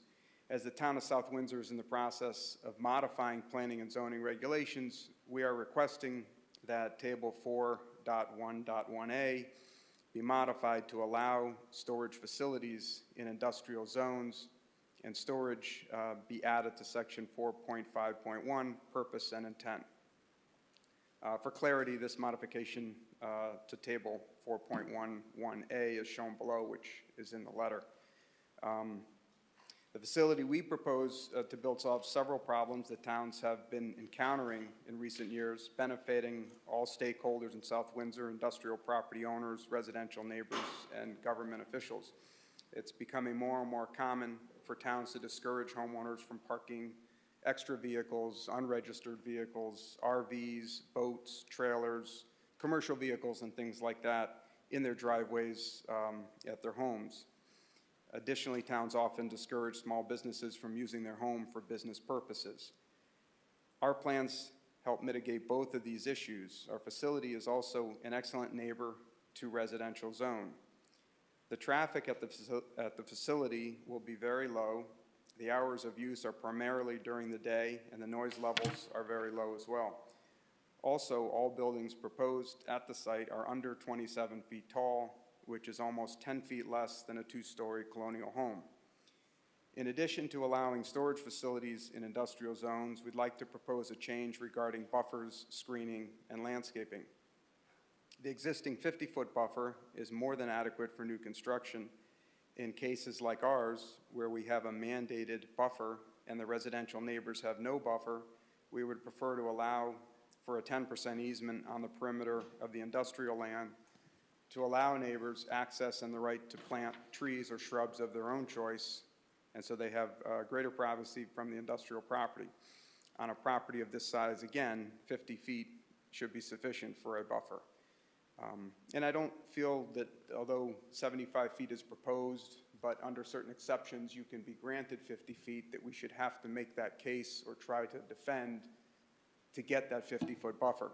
In our case too, we purchased this property knowing that some of it was wet with certain designs that we thought we could do there, and the change in just that buffer zone of 25 feet in theory takes away about 25% of what our design was on what we were proposing to build.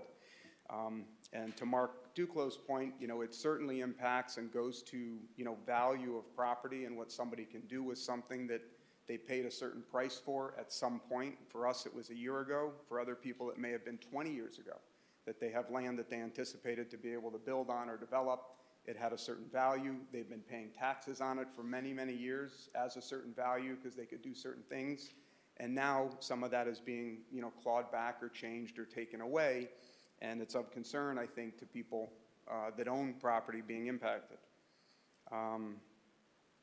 Upon reading the new regulations, we were surprised by how much new language had been added at a time when so many businesses are leaving our state.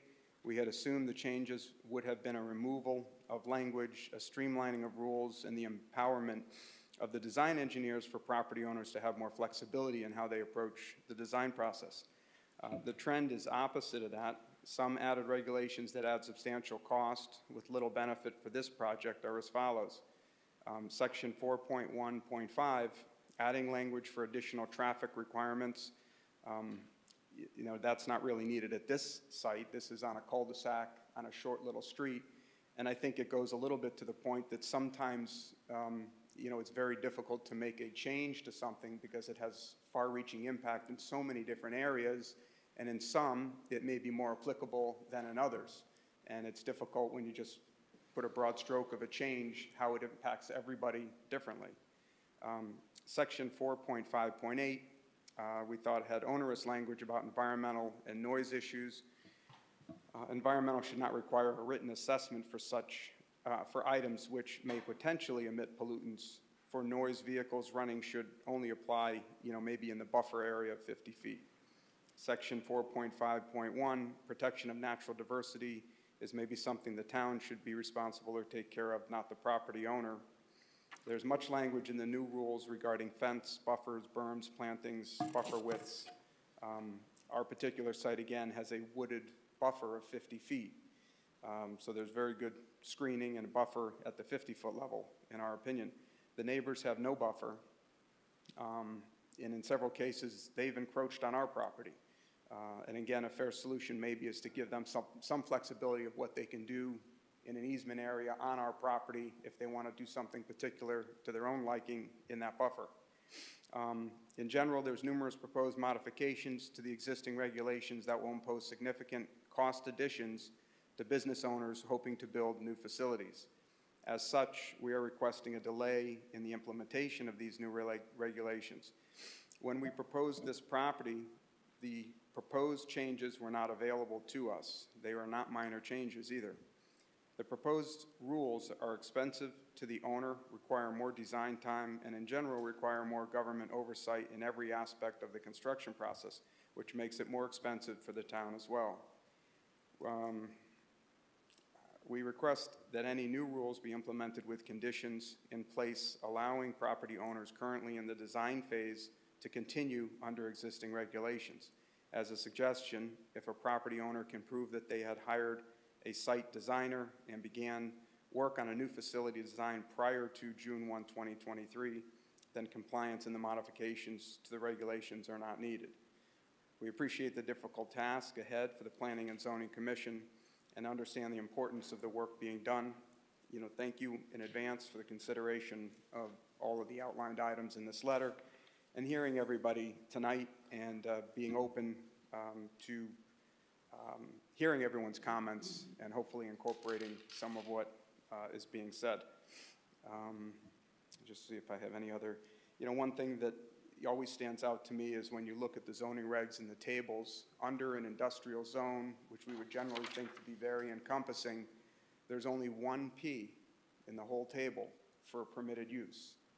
Everything else, I think, is by special exception or site plan approval, and we've done projects in East Hartford and Manchester, and I think that it just seems that there's so many permitted uses by right, in the table without going through a process or asking for permission, I guess.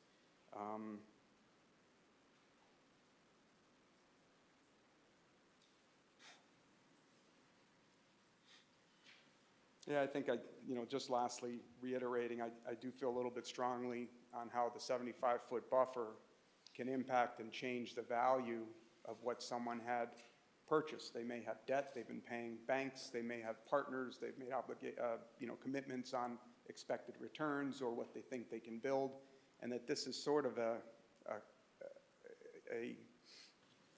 it's not eminent domain, but it's almost like a taking without compensation. And I think about the people who have paid taxes for such a long period of time on something that now all of a sudden is partially rendered no longer developable or usable. As Mark referenced too, I think in the end people look at what can they actually build on the site, not how big it is, not how many acres it is. This particular piece I think is a little over 6 acres, and we had expected that about 3 of it we can build on. And that's what we had worked around, but the 75-foot taking in the back over 50 feet has a dramatic impact on us. Dan Rosso, thank you again. Thank you very much. Is there anyone else who would like to speak against, have questions or concerns? Please step forward.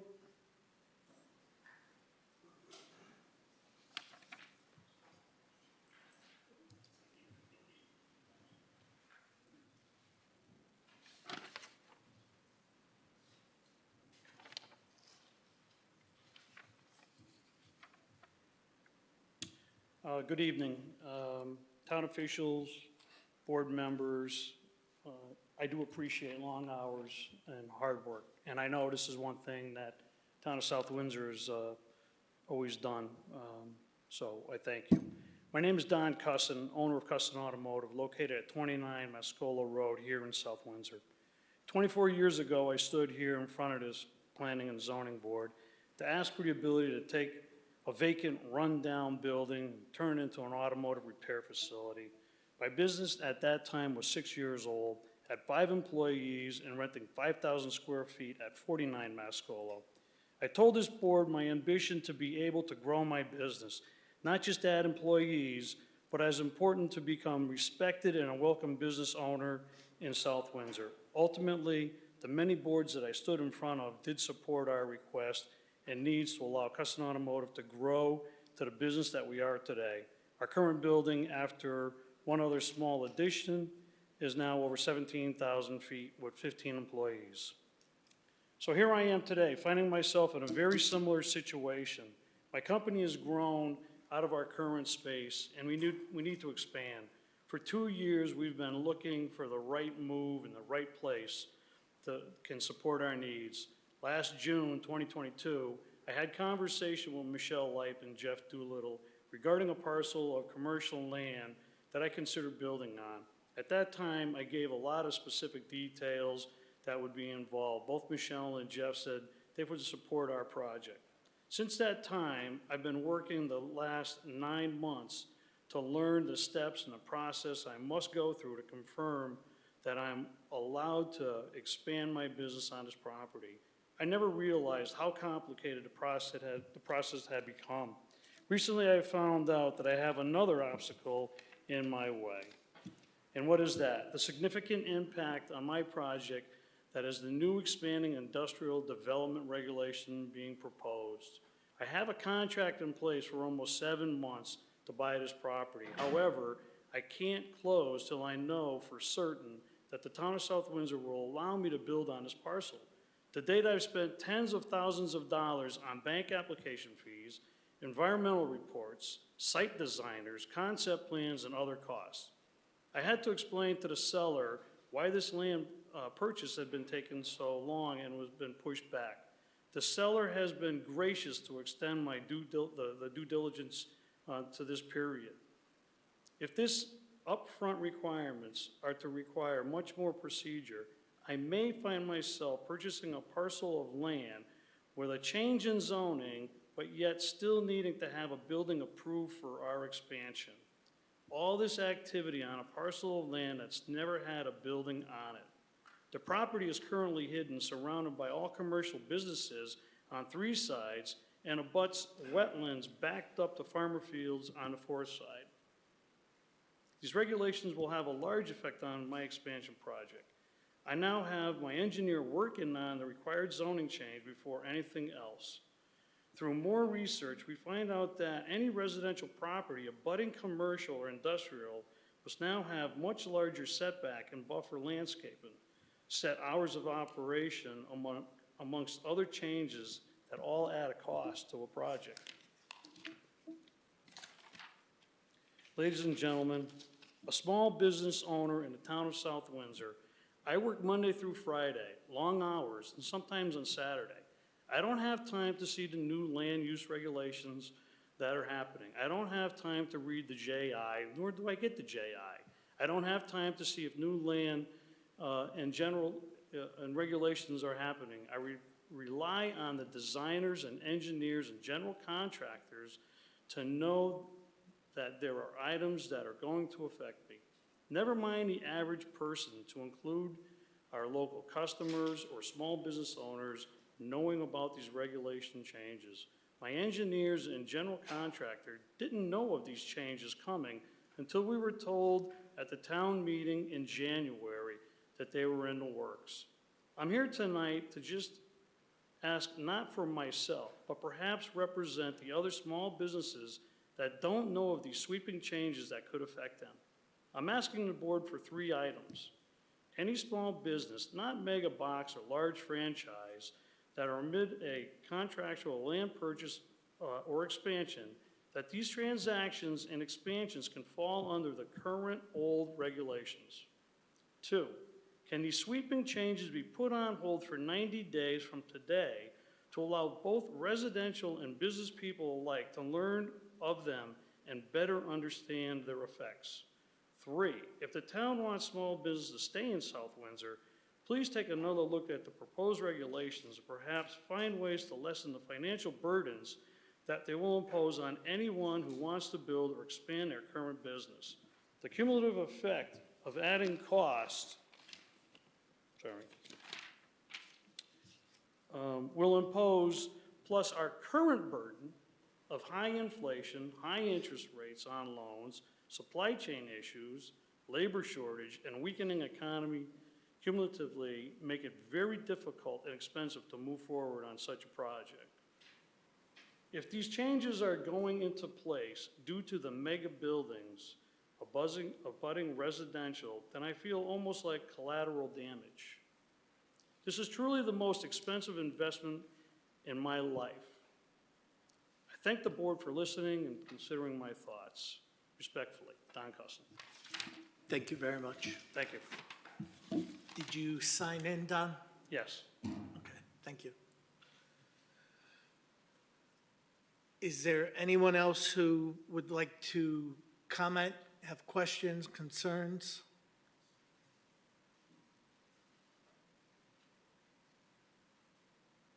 Yeah, John Hawazak, Cody Circle, just real quick rebuttal on some things we've heard. Perhaps that greater than or lesser than 40,000 square feet exception that you have for some of the regulations you're proposing, perhaps that could be extended to some of the other changes you're proposing making. But be careful. I wish I had an address to give you. I don't know the street name. It's one I ride my bicycle down. I've seen what it looks like when relatively large buildings, low impact but large, get built right next to residential.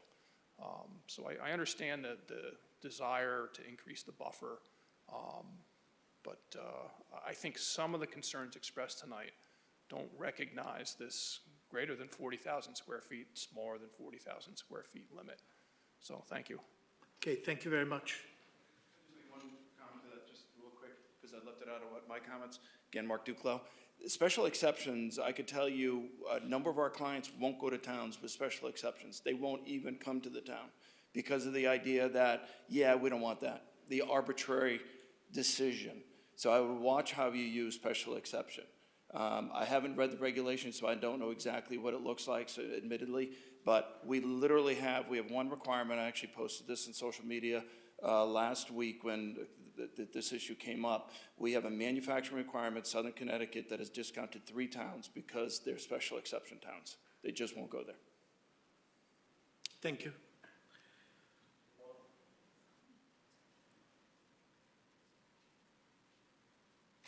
Is there anyone else who would like to speak tonight on this issue? Okay, hearing and seeing none, I'll turn to commissioners. Commissioner Bernstein. This has been quite a night. Having served on this subcommittee, the first thing I want to do is acknowledge the effort of Michelle and Caitlin. As the chairman indicated earlier, we've had 9 months of meetings, once or twice a month, and it kind of has blown me away that Michelle and Caitlin have day jobs. And in addition to that, we're working on this, and not just this, but there were 3 subcommittees operating at the same time. So I just think that their efforts need to be applauded. To do what we have done, we used a lot of different source materials, and I just want to call out, John, you have given this to us in the past. Yes, this was actually something that was used along with a lot of other materials that were provided by members of the public and other research that we were able to get on our own. I think it's a great example of the public and government working together to accomplish something. There's been a lot of discussion tonight about the definitions of the various types of big boxes. What I'll tell you is we made a conscious effort to try and tightly define each type of big box. The objective was to have specificity. Interestingly enough, tonight, what I heard across a lot of the comments was you have to be very specific to, you need to be very flexible. So one of our goals was to try and thread that needle. Whether we've done that or not successfully, I guess has yet to be seen. But I will tell you that I thank you for coming out in the snow. Every comment, every point of view, everything that has been expressed, I personally have found very valuable. And I just want to let you, the public, know that I appreciate that very much. Thank you. Commissioner LeBlanc. Yeah, thank you. I reiterate Commissioner Bernstein's concerns and comments. Yeah, we spent a lot of time doing this, and certainly we try to keep everybody in mind when we come to writing these regulations, and certainly I credit Michelle for doing a lot of the homework and coming up with a lot of paper for us to go through, and certainly we had a lot of it to sift through and call and pull things out and use it for South Windsor. She took hard look at the surrounding towns and the impact, and it's obvious that the last decade, a lot of big changes have occurred in warehousing and distribution, and certainly the definitions were something we grappled with and probably will look at again and fine tune it, but we're trying to do what's best for South Windsor in general. We're not taking sides with any particular parties here. And it's a lot, and everybody's comments tonight were valid, certainly, and we will discuss and look at everything as a group regarding everything we've heard and seen tonight. And thanks for coming out. It's a bad weather night, and good turnout despite that, and thank you. Commissioner Wagner. Well, thank you. I was smiling when Mr. Damali was pointing things out that, oh, I saw that too. So I appreciate that. I'm actually going to go through the document. And the first thing I circled was, Peter, when you mentioned solar panels in section 216 on page 1. I'm actually the one who caused that to be entered in a few places because, but what I was thinking about were these flat roof buildings where we require a parapet of some sort to shield against the air conditioners and other rooftop. And the idea was to say, well, do we want a solar panel sticking up above when we just went to a lot of trouble? So I think obviously if someone wants to put a solar panel on a church and you're going to see it, I'm fine with it. So I guess we got to work on, you know, just whether and how we deal with the issue of solar panels. But for me, it's really the only time I was concerned there was with with basically the flat roof buildings where we require the rooftop equipment to be hidden. I would just say that would also apply to the solar panels. You know, we go to a lot of trouble to keep you from seeing the air conditioners, and then suddenly the solar panel sticks up just above that, might not be desirable. So we can work on that section.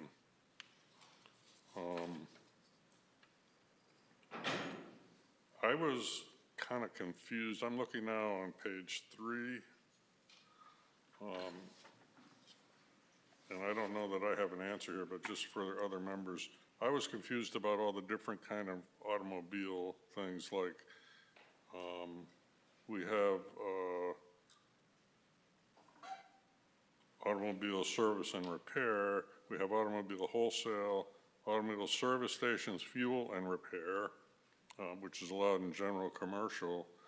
And we have automotive fuel allowed in design commercial, but further down in the table, it's in alphabetical order, under motor vehicle refueling, that's allowed in travel services. So I'm thinking maybe we need to roll that one in, you know, cover both of those in one section. I like the motor vehicle refueling, but I like the travel service one, which mentions re-energizing, so which is basically allowing you to charge your electric vehicle. So maybe we would work on that. The brewery and distillery thing, even though it's not getting changed,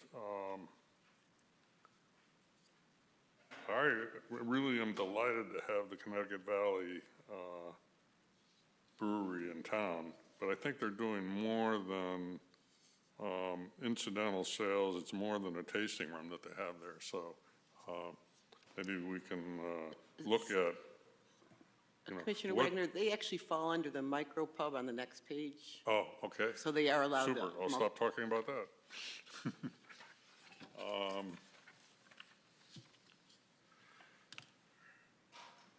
On the next page, we have a fitness facilities on page 4, and we also have a section that deals with recreational facilities indoor. So I'm thinking maybe we can combine those somehow. Now, getting to the red material, Distribution centers, minimum of 500 feet. Fulfillment center, 750 feet. This is on page 4, I'm correct? still on page 4. Yep. I guess we saw a slide earlier that explained the thinking, so maybe I'll stop talking about that.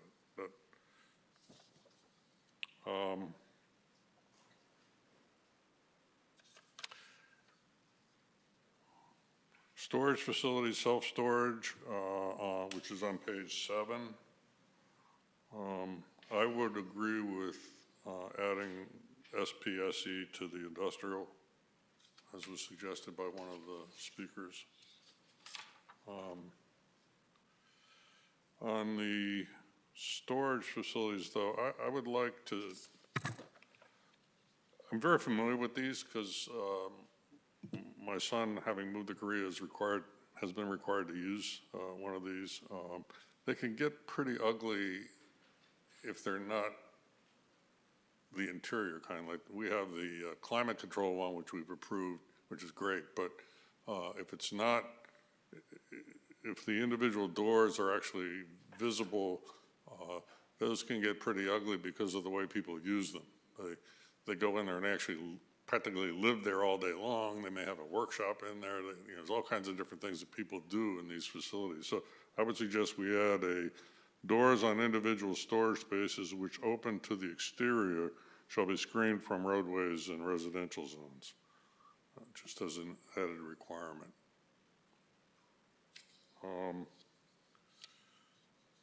The last entry in there, wholesale sales and inventory directly related thereto.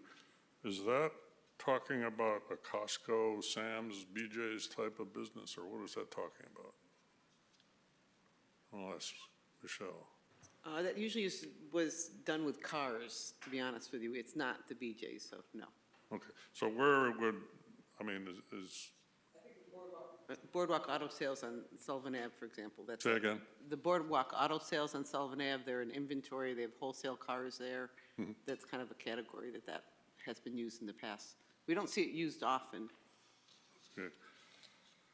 And finally, there's a note at the very bottom, which I'm kind of seeing as kind of a gotcha. It says, note that GC and industrial zone buildings in excess of 40,000 square feet, parking areas in excess of 50 cars, non-bank drive-in facilities require a special exception approval. So all these things that allow you to do things with a site plan, suddenly down here, it sticks you with a special exception. So if we keep that, then we need to have some way like a footnote mark on the GC and I use categories at the top of every page, you know, I don't know, a dagger or whatever instead of a star, because stars are used elsewhere, but something to make people aware that this applies to everything else in the whole table. I mean, if somebody builds a 40,000 square foot gymnasium, they're going to suddenly, well, they're already special exception, but, and I think maybe we do need to go back, as was commented, and look at where we really need special exception. I like some of the idea of focusing on the 40,000 square foot. And I think the small, we're so afraid of these large warehouses that we're really maybe not giving enough attention to the small sites, you know. So maybe go back and look at ways to deal with the smaller sites that aren't going to be putting in a mega warehouse. On 415 traffic requirements, which is on page 8, we got a letter from Derek Butler that suggested, I don't have it.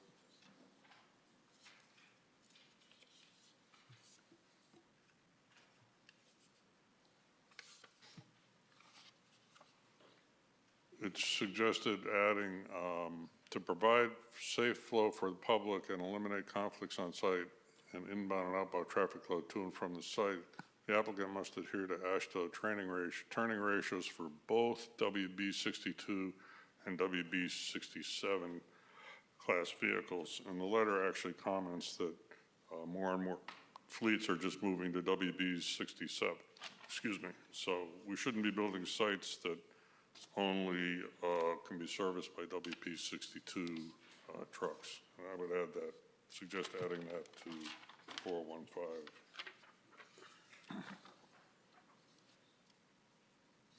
I had the same comments as Mr. Damali about, on section 451 on page 9, about the small scale and low scale undefined words. Maybe we could rework that section.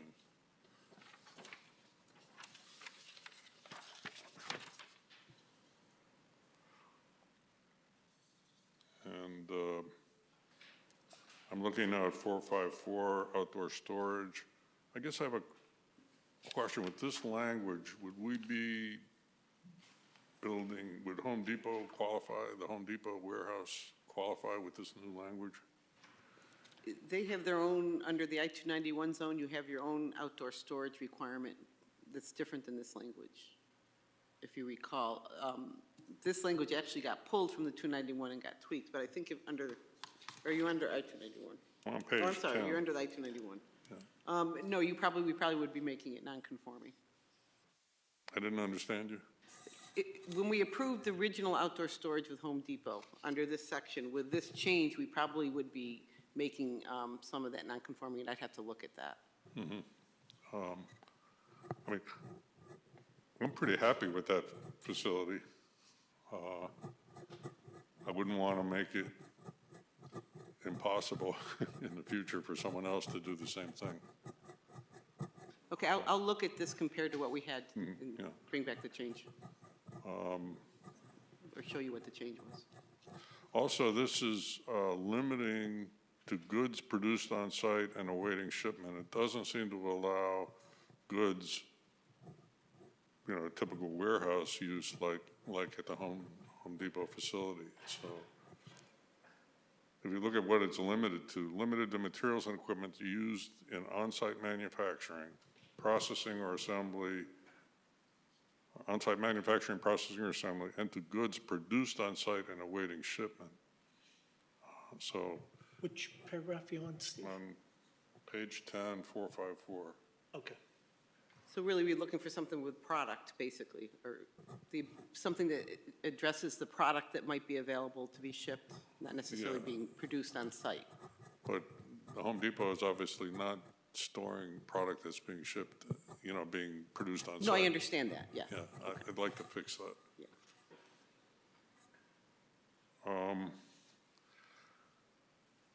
I know there's a law, I'm now down on the same page, B, noise. I know there's a law about 3 minutes of idling. I think it's, and then we've had comments in previous hearings that it's really difficult to enforce that. In fact, that drivers in these statutes, there's all kinds of exceptions, such as cold weather, when a driver needs to continue the idling to keep warm when they sleep in their truck.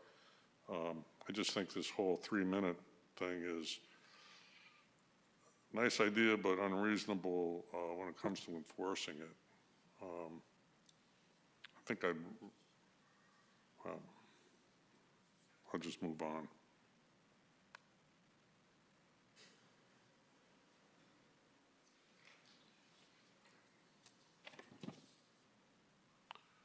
Four, 5, 9, which is on page 11, talks about reduction of light during nighttime hours. Kind of seems like an oxymoron because the only time we turn on the lights is at nighttime. So, maybe we need to be specific about the hours or something there. I don't know what people really had in mind when you wrote that. I think it is during non-business hours, so once a business is closed for the day, that the light get reduced, so we could, Okay, Great. reduced and/or motion sensors that would activate and turn them at a higher,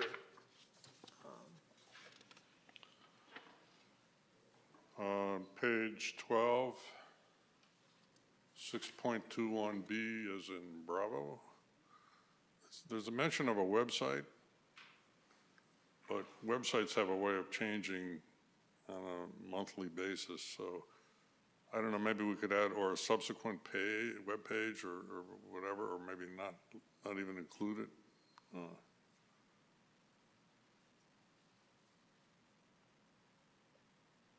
I have the same comment as Mr. Damali on item D. We don't fence most of the ponds in town. I just find that to be unnecessary. It says it may be required for safety purposes. I guess I'm having trouble seeing where.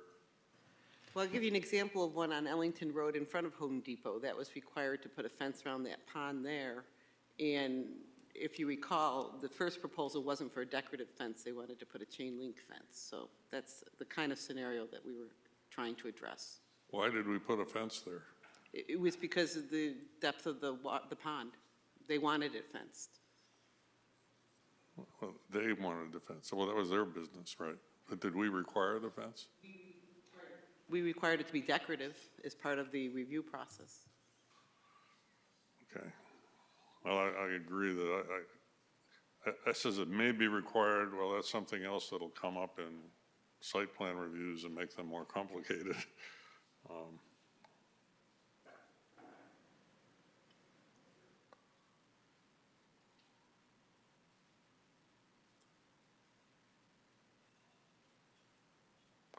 On E, same page, I think that we need something to allow some flexibility. The buffering requirements may be adjusted. I'm thinking of a site where, maybe we aren't getting an adequate buffer, but to get an adequate buffer, we would have to cut down a bunch of existing trees. And maybe we want a berm, but we could put the buffer somewhere else. So something that allows us to adjust the requirements to protect existing vegetation.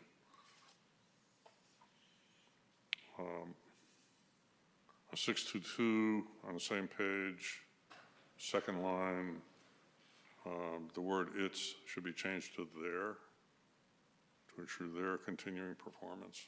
It's plural. On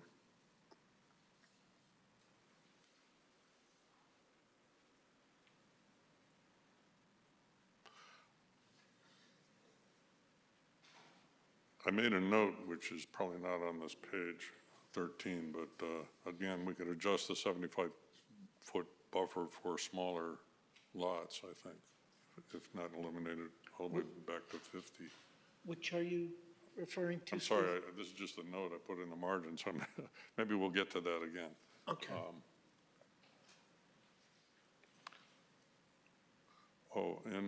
Somewhere in section B on page 13, we need to say man-made barriers such as walls, fences, et cetera, must not impede movement of wildlife through the barrier. So again, there's some kind of a staggered overlapping something or other to allow wildlife to move about.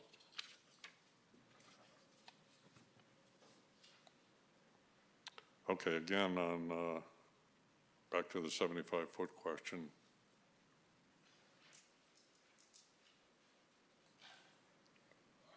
I think that should be adjusted for lot size. You're on page 14 now? I'm now? on page 14, yeah. Yep. And I guess there's been several comments about pre-existing established buffers, and I mean, do we really need 75 feet? I guess maybe for a large noisy warehouse or a facility with a lot of trucks, that would be a good idea. But I think the comment about what was the term that was used, foot area ratio, I mean, we are actually reducing the value of existing properties by, and the tax base associated with them by putting the 75-foot buffer in. So personally, I would leave it at 50.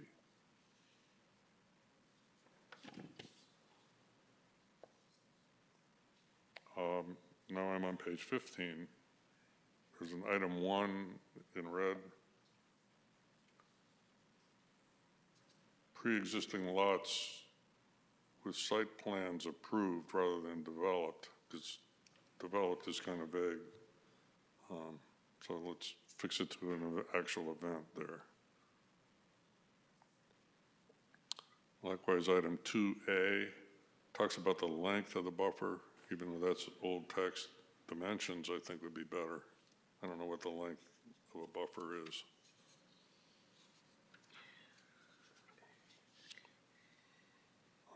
Now I'm on page 16.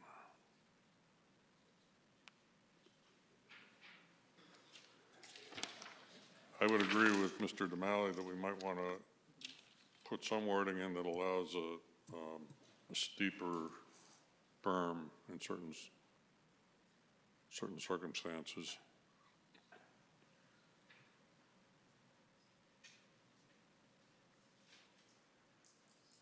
And then item E on that page, maybe include something about wildlife, designed to prevent standing water, not impede the flow of stormwater on the property, and not impede the movement of wildlife.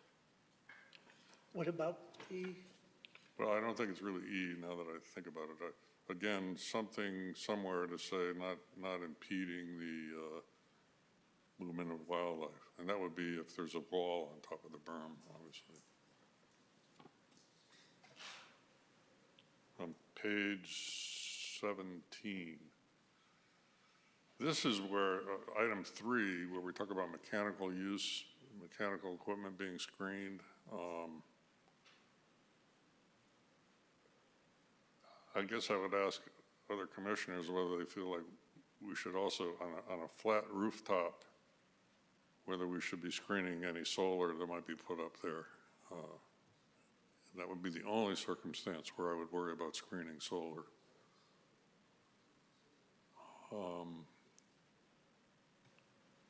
And this also, I mean, has to do with future solar. A lot of buildings are built without the solar, and then they're going to come along later and put the solar on. So we need to think about whether we want to say, well, the screen ought to be high enough to cover a typical solar panel installation.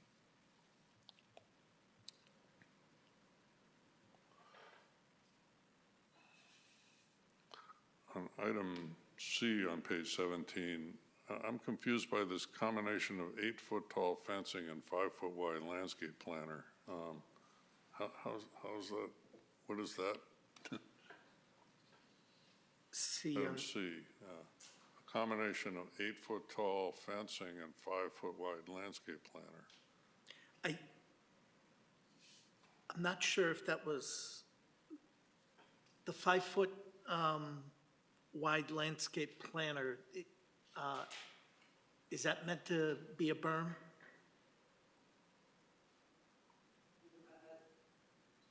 I'm going to have to revisit that one. I don't remember what we're doing with that one, Bart, to be honest with you. I'm asking myself, is the 8-foot tall fence behind the planter, in front of the planter, on top of the planter? It's not clear what that means. I think the intent was to have the planter in front of the fencing to provide, again, an aesthetic for the public view, but we can clean that up.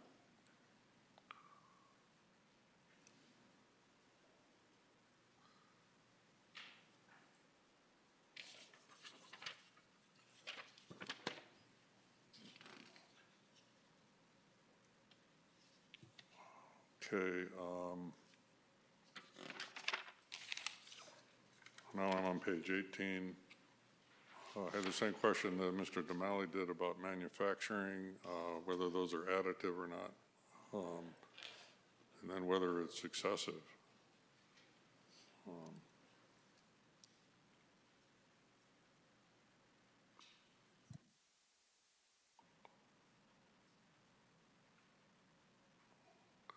Okay, now the calculation of parking for restaurants. More and more restaurants have semi-permanent outdoor seating. So is outdoor seating included in the calculation of parking? I mean, it's only used seasonally, but it's there. Yeah, I just noticing this doesn't show the latest change that you made for restaurants. Remember, we made a text change for parking. We pulled this table got pulled earlier than that. So we Okay. do have a different parking that I can update into this regulation. But see, we take care of that in our outdoor dining regulation. We talk about parking in that Okay. regulation. Right. Now, several places in this regulation, we talk about warehouses in a more general term, where you're referring to all the different kinds of warehouses documented in section 724. So, you know, the last entry in this table, we don't cover all the other, I don't think we cover all the other types of terminals.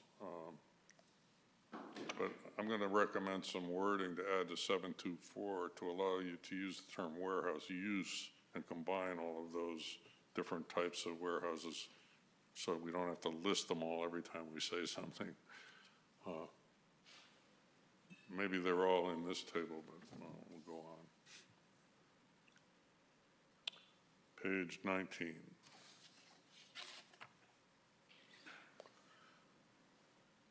I was, in section item A, the parking requirements are exclusive of any truck parking requirement on the site. I mean, I was kind of moving in the opposite direction, my own thinking, where the parking requirements include the truck parking as long as it's not in a loading dock. So maybe other commissioners have a different feeling, but I mean, if you've got 100 truck parking spaces and 200 car parking spaces, is that 300 spaces or not? You know, but other commissioners may have a different feeling about that.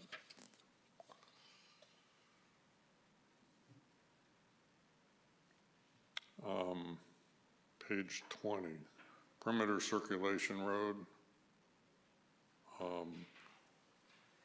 This road shall provide access around the entire parking lot and allow for limited employee parking permitted on this road. And I would add the word "or" outside. So employee parking permitted on or outside of this road. Now, the only thing is, at a lot of our facilities, the only parking is going to be for employees, or almost all the parking is employees. So, I mean, if you think of a warehouse, they don't have a lot of people coming by that aren't going to be working there. So I don't know what to think about that, but anyway, at least allow some parking outside of the perimeter road.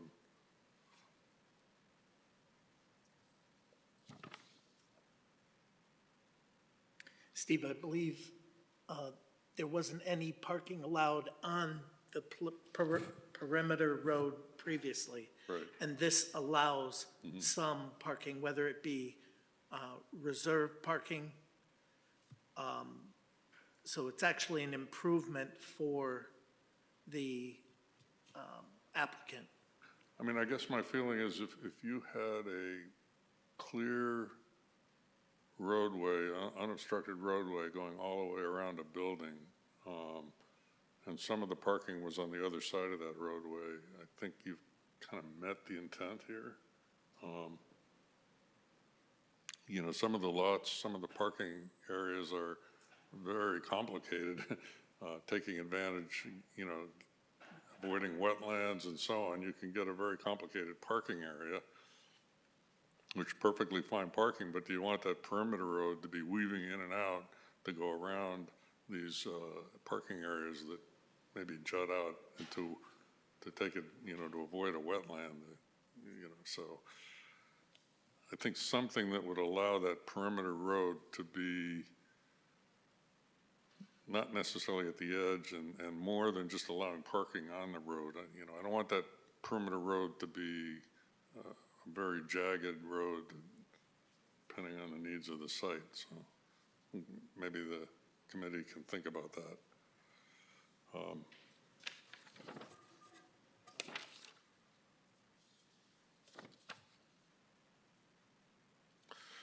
On page 21, somewhere in there we ought to refer to the EVSE section, the electric vehicle service equipment section.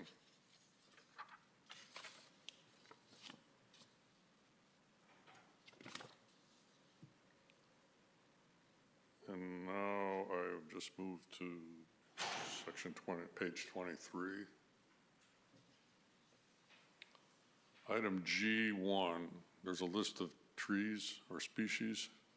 In another place, you referred to a state list. I don't know if one exists for this purpose, so if there is one, that'd be great. Otherwise, no change.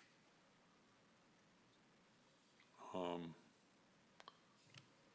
page 23 again, A1, talk about warehouse truck loading aprons.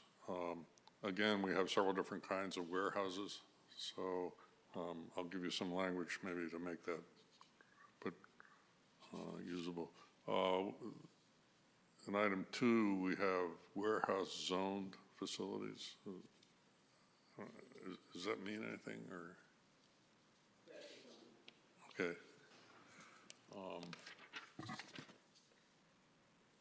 Again, on item 3 on page 24, same thing, we have the word warehouse zoned.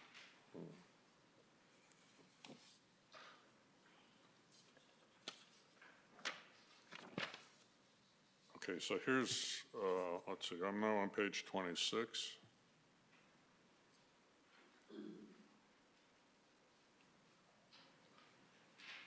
Now, this is my opinion. Item 3 talks about pedestrian ways and sidewalks. I would like to see it say multi-use paths at least 10 feet in width shall be constructed along collector and arterial roads. So. Under number 3? Under number 3, the pedestrian. So we start to get some more, basically more bike trails going along these roads like Sullivan Avenue.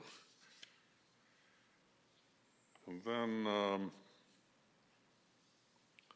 the title of section 724 is actually kind of confusing because it's got so much packed in it, but I would do a little punctuating and add a word here and there. So I would have it read freight, truck, comma, truck, comma, and bus terminals, semicolon, and warehouse and distribution centers.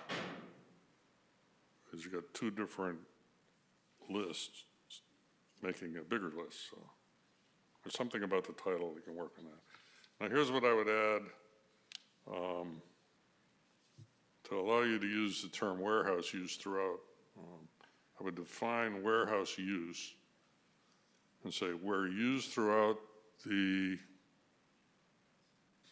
regulations, the term warehouse use applies to warehouses, distribution centers, bus and truck storage facilities, freight terminals, and last mile delivery facilities.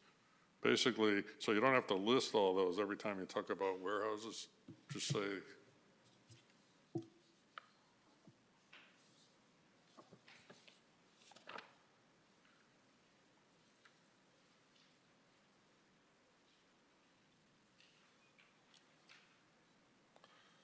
okay, now I'm looking on page 27, under freight terminal.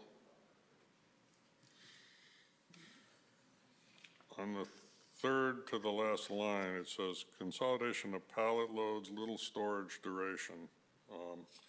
That not really a sentence. I'm not sure how it fits in. Is it out of place? So maybe look at how that language is included.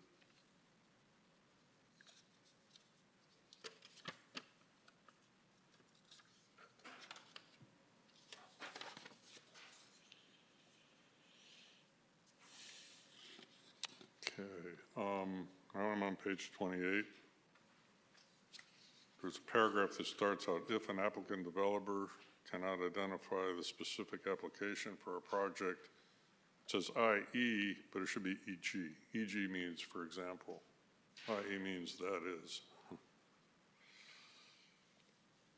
And then at the end of that same paragraph, this actually deals with a comment that we got from one of the speakers earlier.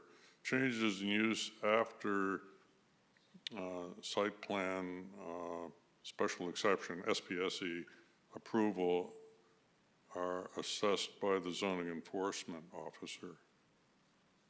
Somehow put that enforcement in there if, you know, if the thing moves into a different category without coming back to us. And then I would add an item 724.2, I would add an item C.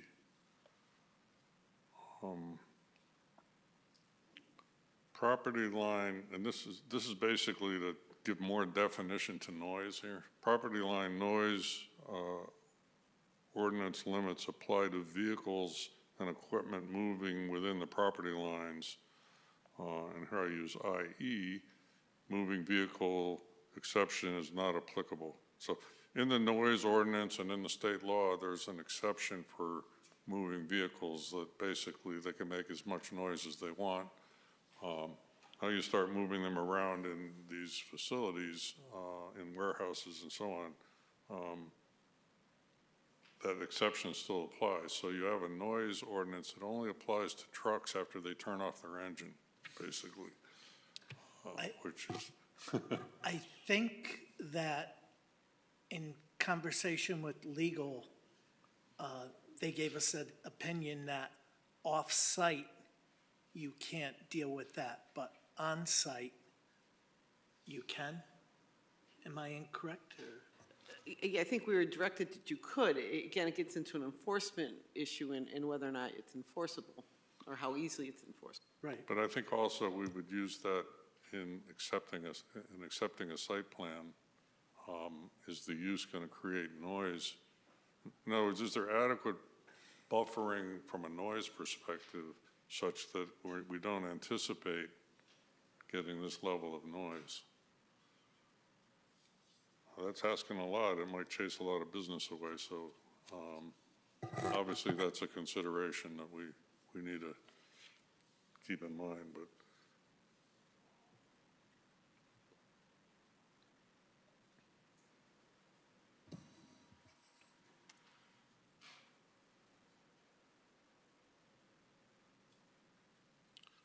also, item C of 724.2, it says signage for directional guidance, blah, blah, blah.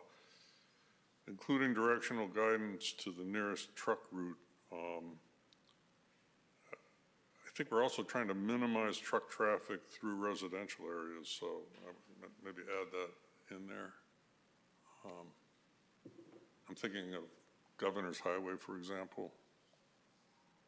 We have the Macy's warehouse. You know, if they were going to build that, would we want a sign that directed the trucks not to go down Governor's warehouse, Governor's Highway?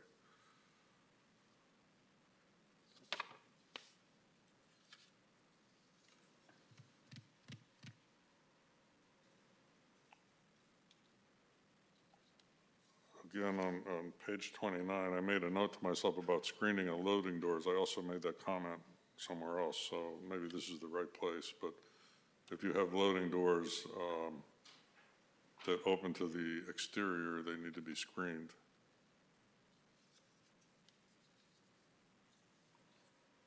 If they're visible from a roadway, correct? Roadway or residence, yeah.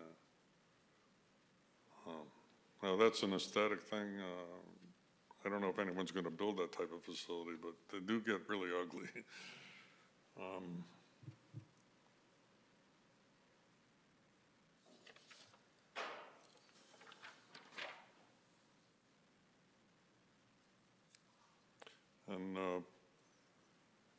page 30, at the very bottom, there's an item 6, construct noise barriers, walls, property boundary noise. I would add same thing as in the other place, or maybe one or the other place, about noise limits applying to vehicles moving within the property.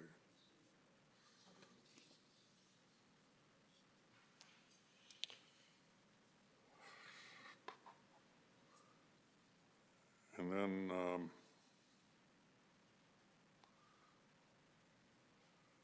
I scribbled this on page 31, but it's actually not specific to page 31.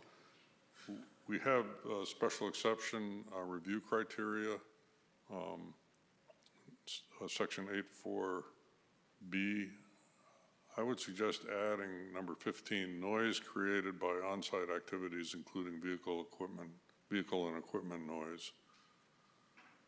And then I would add to item 4 of 8.4B, including emissions as an environmental.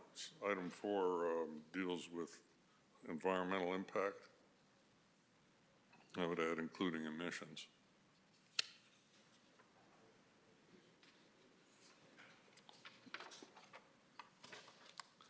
Sorry for taking so long, but that's all I have.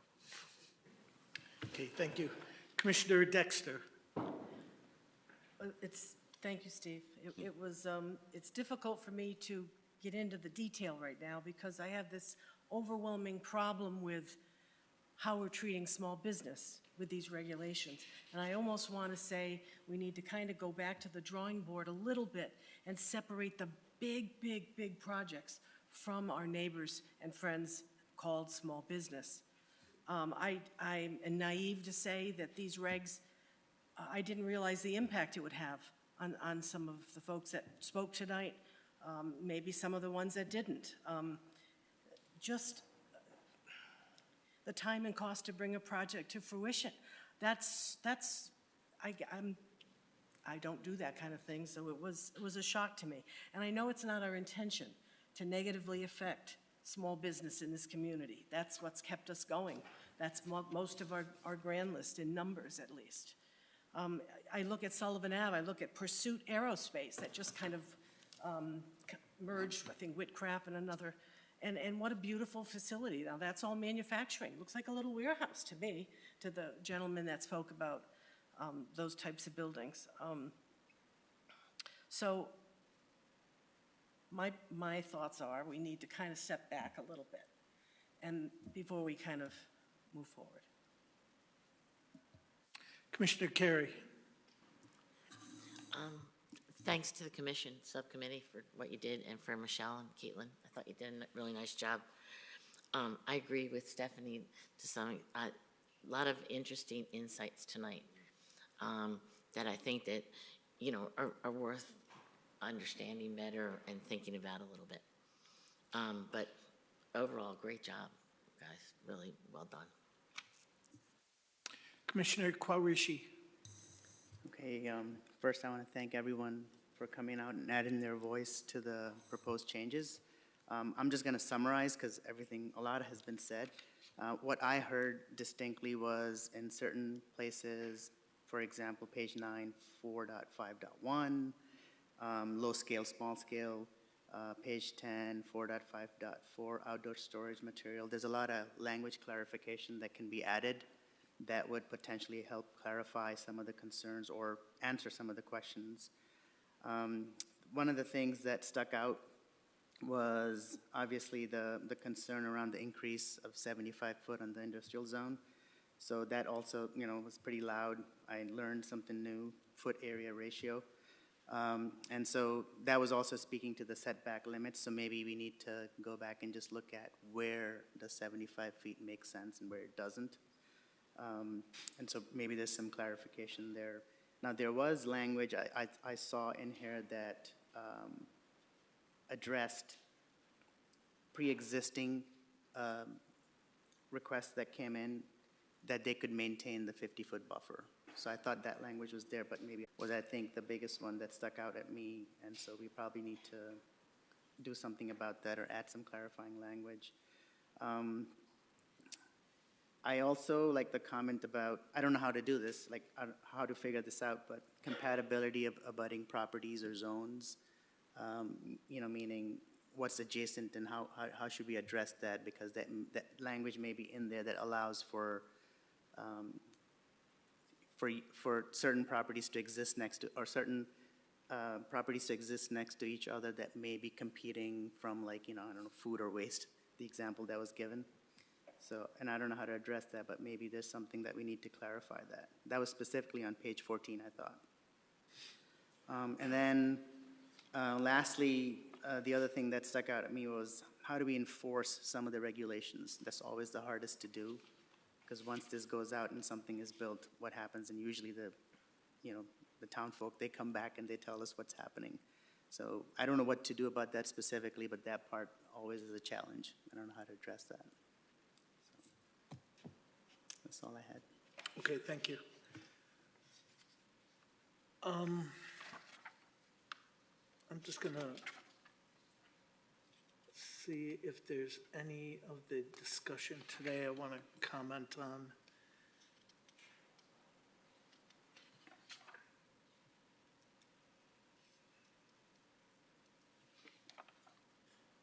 I'm gonna hold off on my comments at this time until I can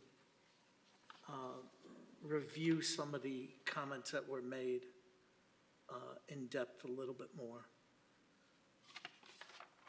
As far as the buffer increasing to 75 foot, the language clearly says that the applicant could still use the 50 foot providing they demonstrate that the buffer design meets the standards identified.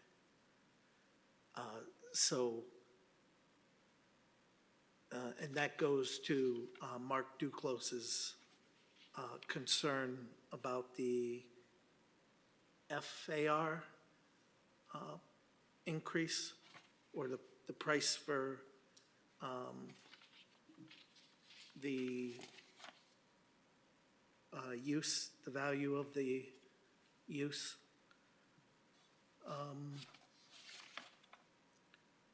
Other than that, I'm going to reserve my other, well, I'll just mention the solar panels screening. And Steve asked, so I'm sharing.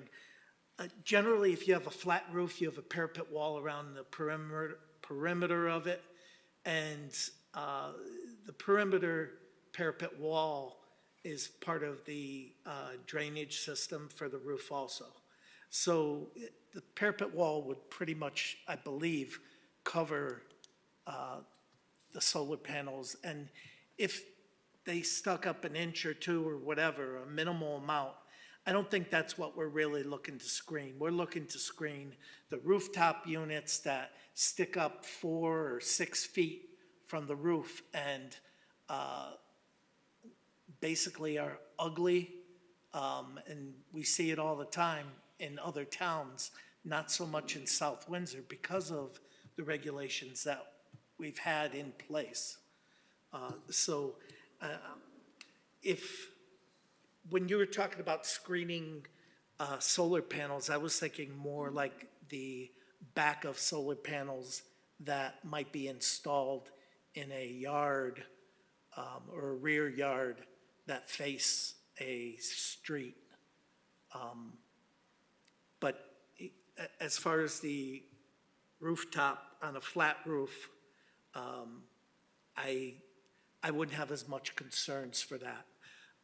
Of course, if it's on a pitched roof for somebody's house or church or something like that, that's the design of them. They're low profile or fairly low profile.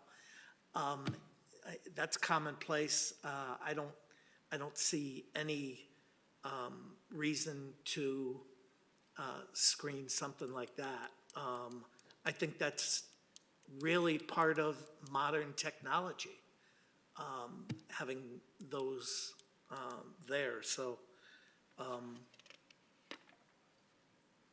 other than that, I'm going to hold any other comments at this time. Commissioners, Steve? I had one very small thing that I skipped over by accident. On page 12, there's an item H. It says that landscape strips that are left in a natural state between commercial properties shall be regularly monitored and cleared of trash. I would delete the between commercial properties. I mean, what about the ones between the commercial property and the neighboring residence, or, you know? Either we want all of these things monitored and cleared of trash, or we don't, but ones between commercial properties seem like a very odd restriction. So I would recommend deleting that phrase. That's all. Okay. So just to be clear, you're looking to pull out which, the strips? I would pull out the words between commercial properties. And then maybe we want to ask whether we want other things, whether we need that and whether we only need strips that are left in a natural state, you know. I mean, it's kind of like the whole site ought to be monitored and regularly monitored and cleared of trash. Focusing on that seems kind of, I mean, maybe we just delete section H and I expect people to maintain their property. Yeah, some of it had to do with the visual on like Sullivan Avenue when you have two commercial properties side by side and that strip that's left in the vegetative natural state just filling up with trash and, you know, getting overgrown. It really takes away from the aesthetics that we're trying to improve. Okay. Okay. It's been our intent to extend this public hearing to our next meeting date. So is there any reason not to extend it at this time? No, I'd recommend extending it to the 28th. Okay. Do we have a motion? I move we extend the public hearing to March 28th. We have a motion. We have a second? Second. We have a motion and a second. All those in favor of the motion, say aye. Aye. Aye. Those opposed? Motion passes unanimously. Okay. Our next item on our agenda is our PCC-sponsored zoning text, possibly extending it 4 months. We are running into the same issue of deadlines and having regulations in effect. So I don't believe it's anything we have to deal with tonight, but we are opening that public hearing for that. And at some point, if we end up deliberating or discussing these items too long, then we are going to need to put in an extension to cover us from having those applications come in prior to us getting regulations in effect. So I just want to make all the commissioners aware of that. And it is something that will also be continuing to our next public hearing on the 28th? Okay.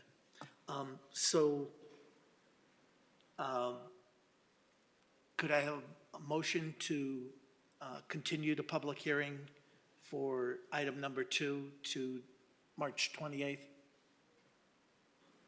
I move we continue the public hearing for the item to March 28th. Okay, do we have a second? We have a motion and a second. All those in favor of the motion say aye. Aye. Aye. Those opposed? Motion passes. Okay, that completes our public hearings. regular meeting, calling the regular meeting to order. Public participation, is there anyone from the public who would like to speak on something that is not on our agenda? Please step forward. Hearing and seeing none. Our next item is minutes. We had two meetings worth of minutes. Do you need to extend your meeting Pardon? past 10? We need a motion to extend our meeting. I move we extend the meeting to 10:15. Okay, we have motion. Do we have second? Second. We have a motion and a second to extend our meeting till 10:15. All those in favor of the motion say aye. Aye. Those opposed?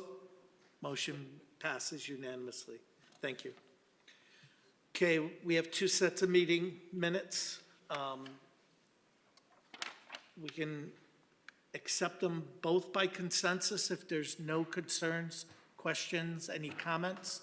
I have some very minor typos, which I would just as soon just hand to you, and you can hand them to. Okay. Is it just for one particular Well, I could go or through. both? For both, yeah. Okay. Then